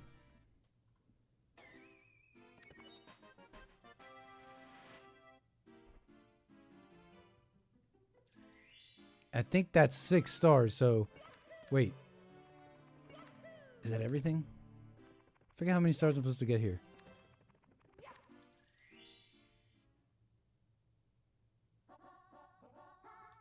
Yeah, that is all the stars.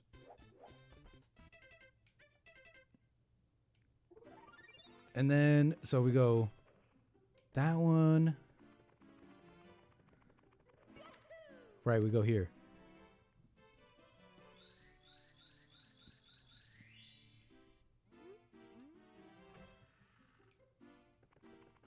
Easy stars in here. You look like Pepe.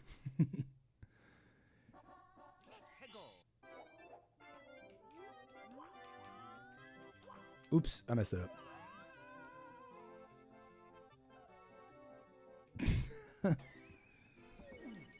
Speedrun ruined.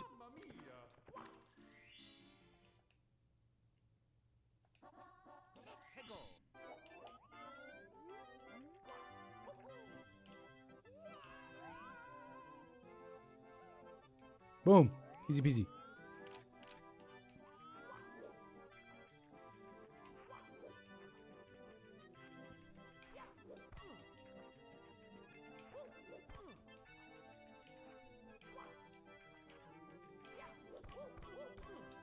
Oops.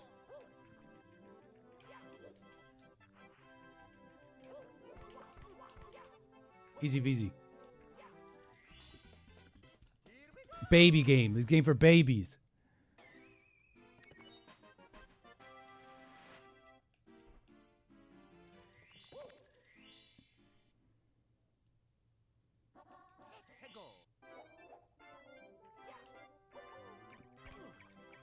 I know my camera froze because it ran out of battery.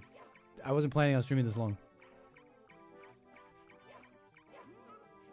Let my camera charge. You can watch my frozen face and try and figure out if I'm moving or not.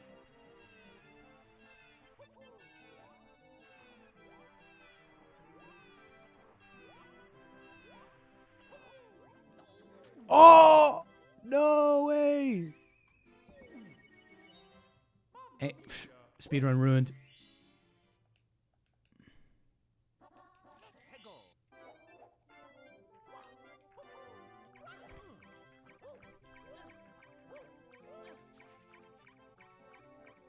Come here.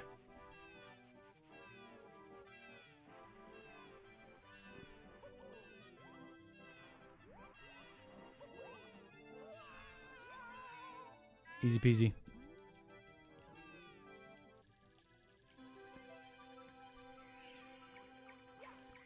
Is that like still just barely 10 minutes? Already almost 10 stars? Come on, come on, come on.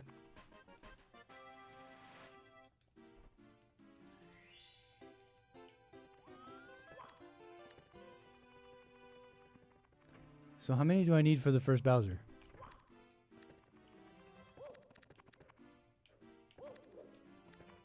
And that's Bowser 1.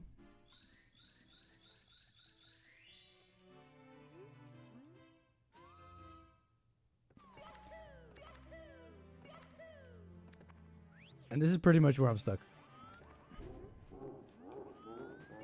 Long jump, long jump. Darn. Grab, long jump. Dive.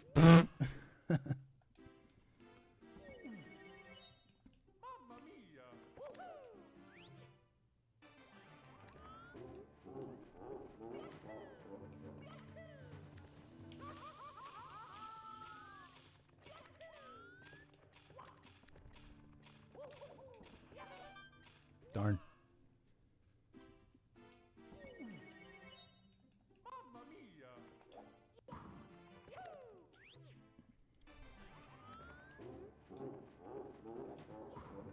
Oops.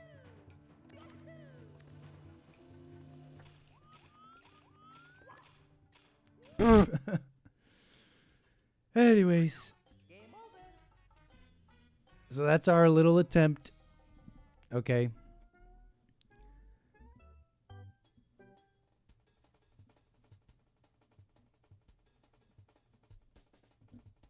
What can I say, folks? I think we've been here plenty of time. Thanks for sticking around just for the little slight after party fun Mario thing. Hope you enjoyed today's Friday show. Take care, folks. I'll see you Sunday, see you Monday, and all that. Love y'all. Take care.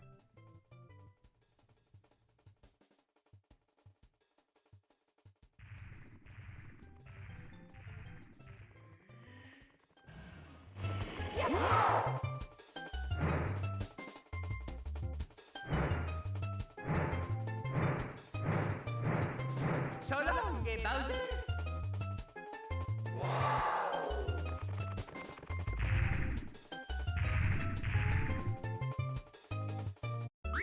Press start to play.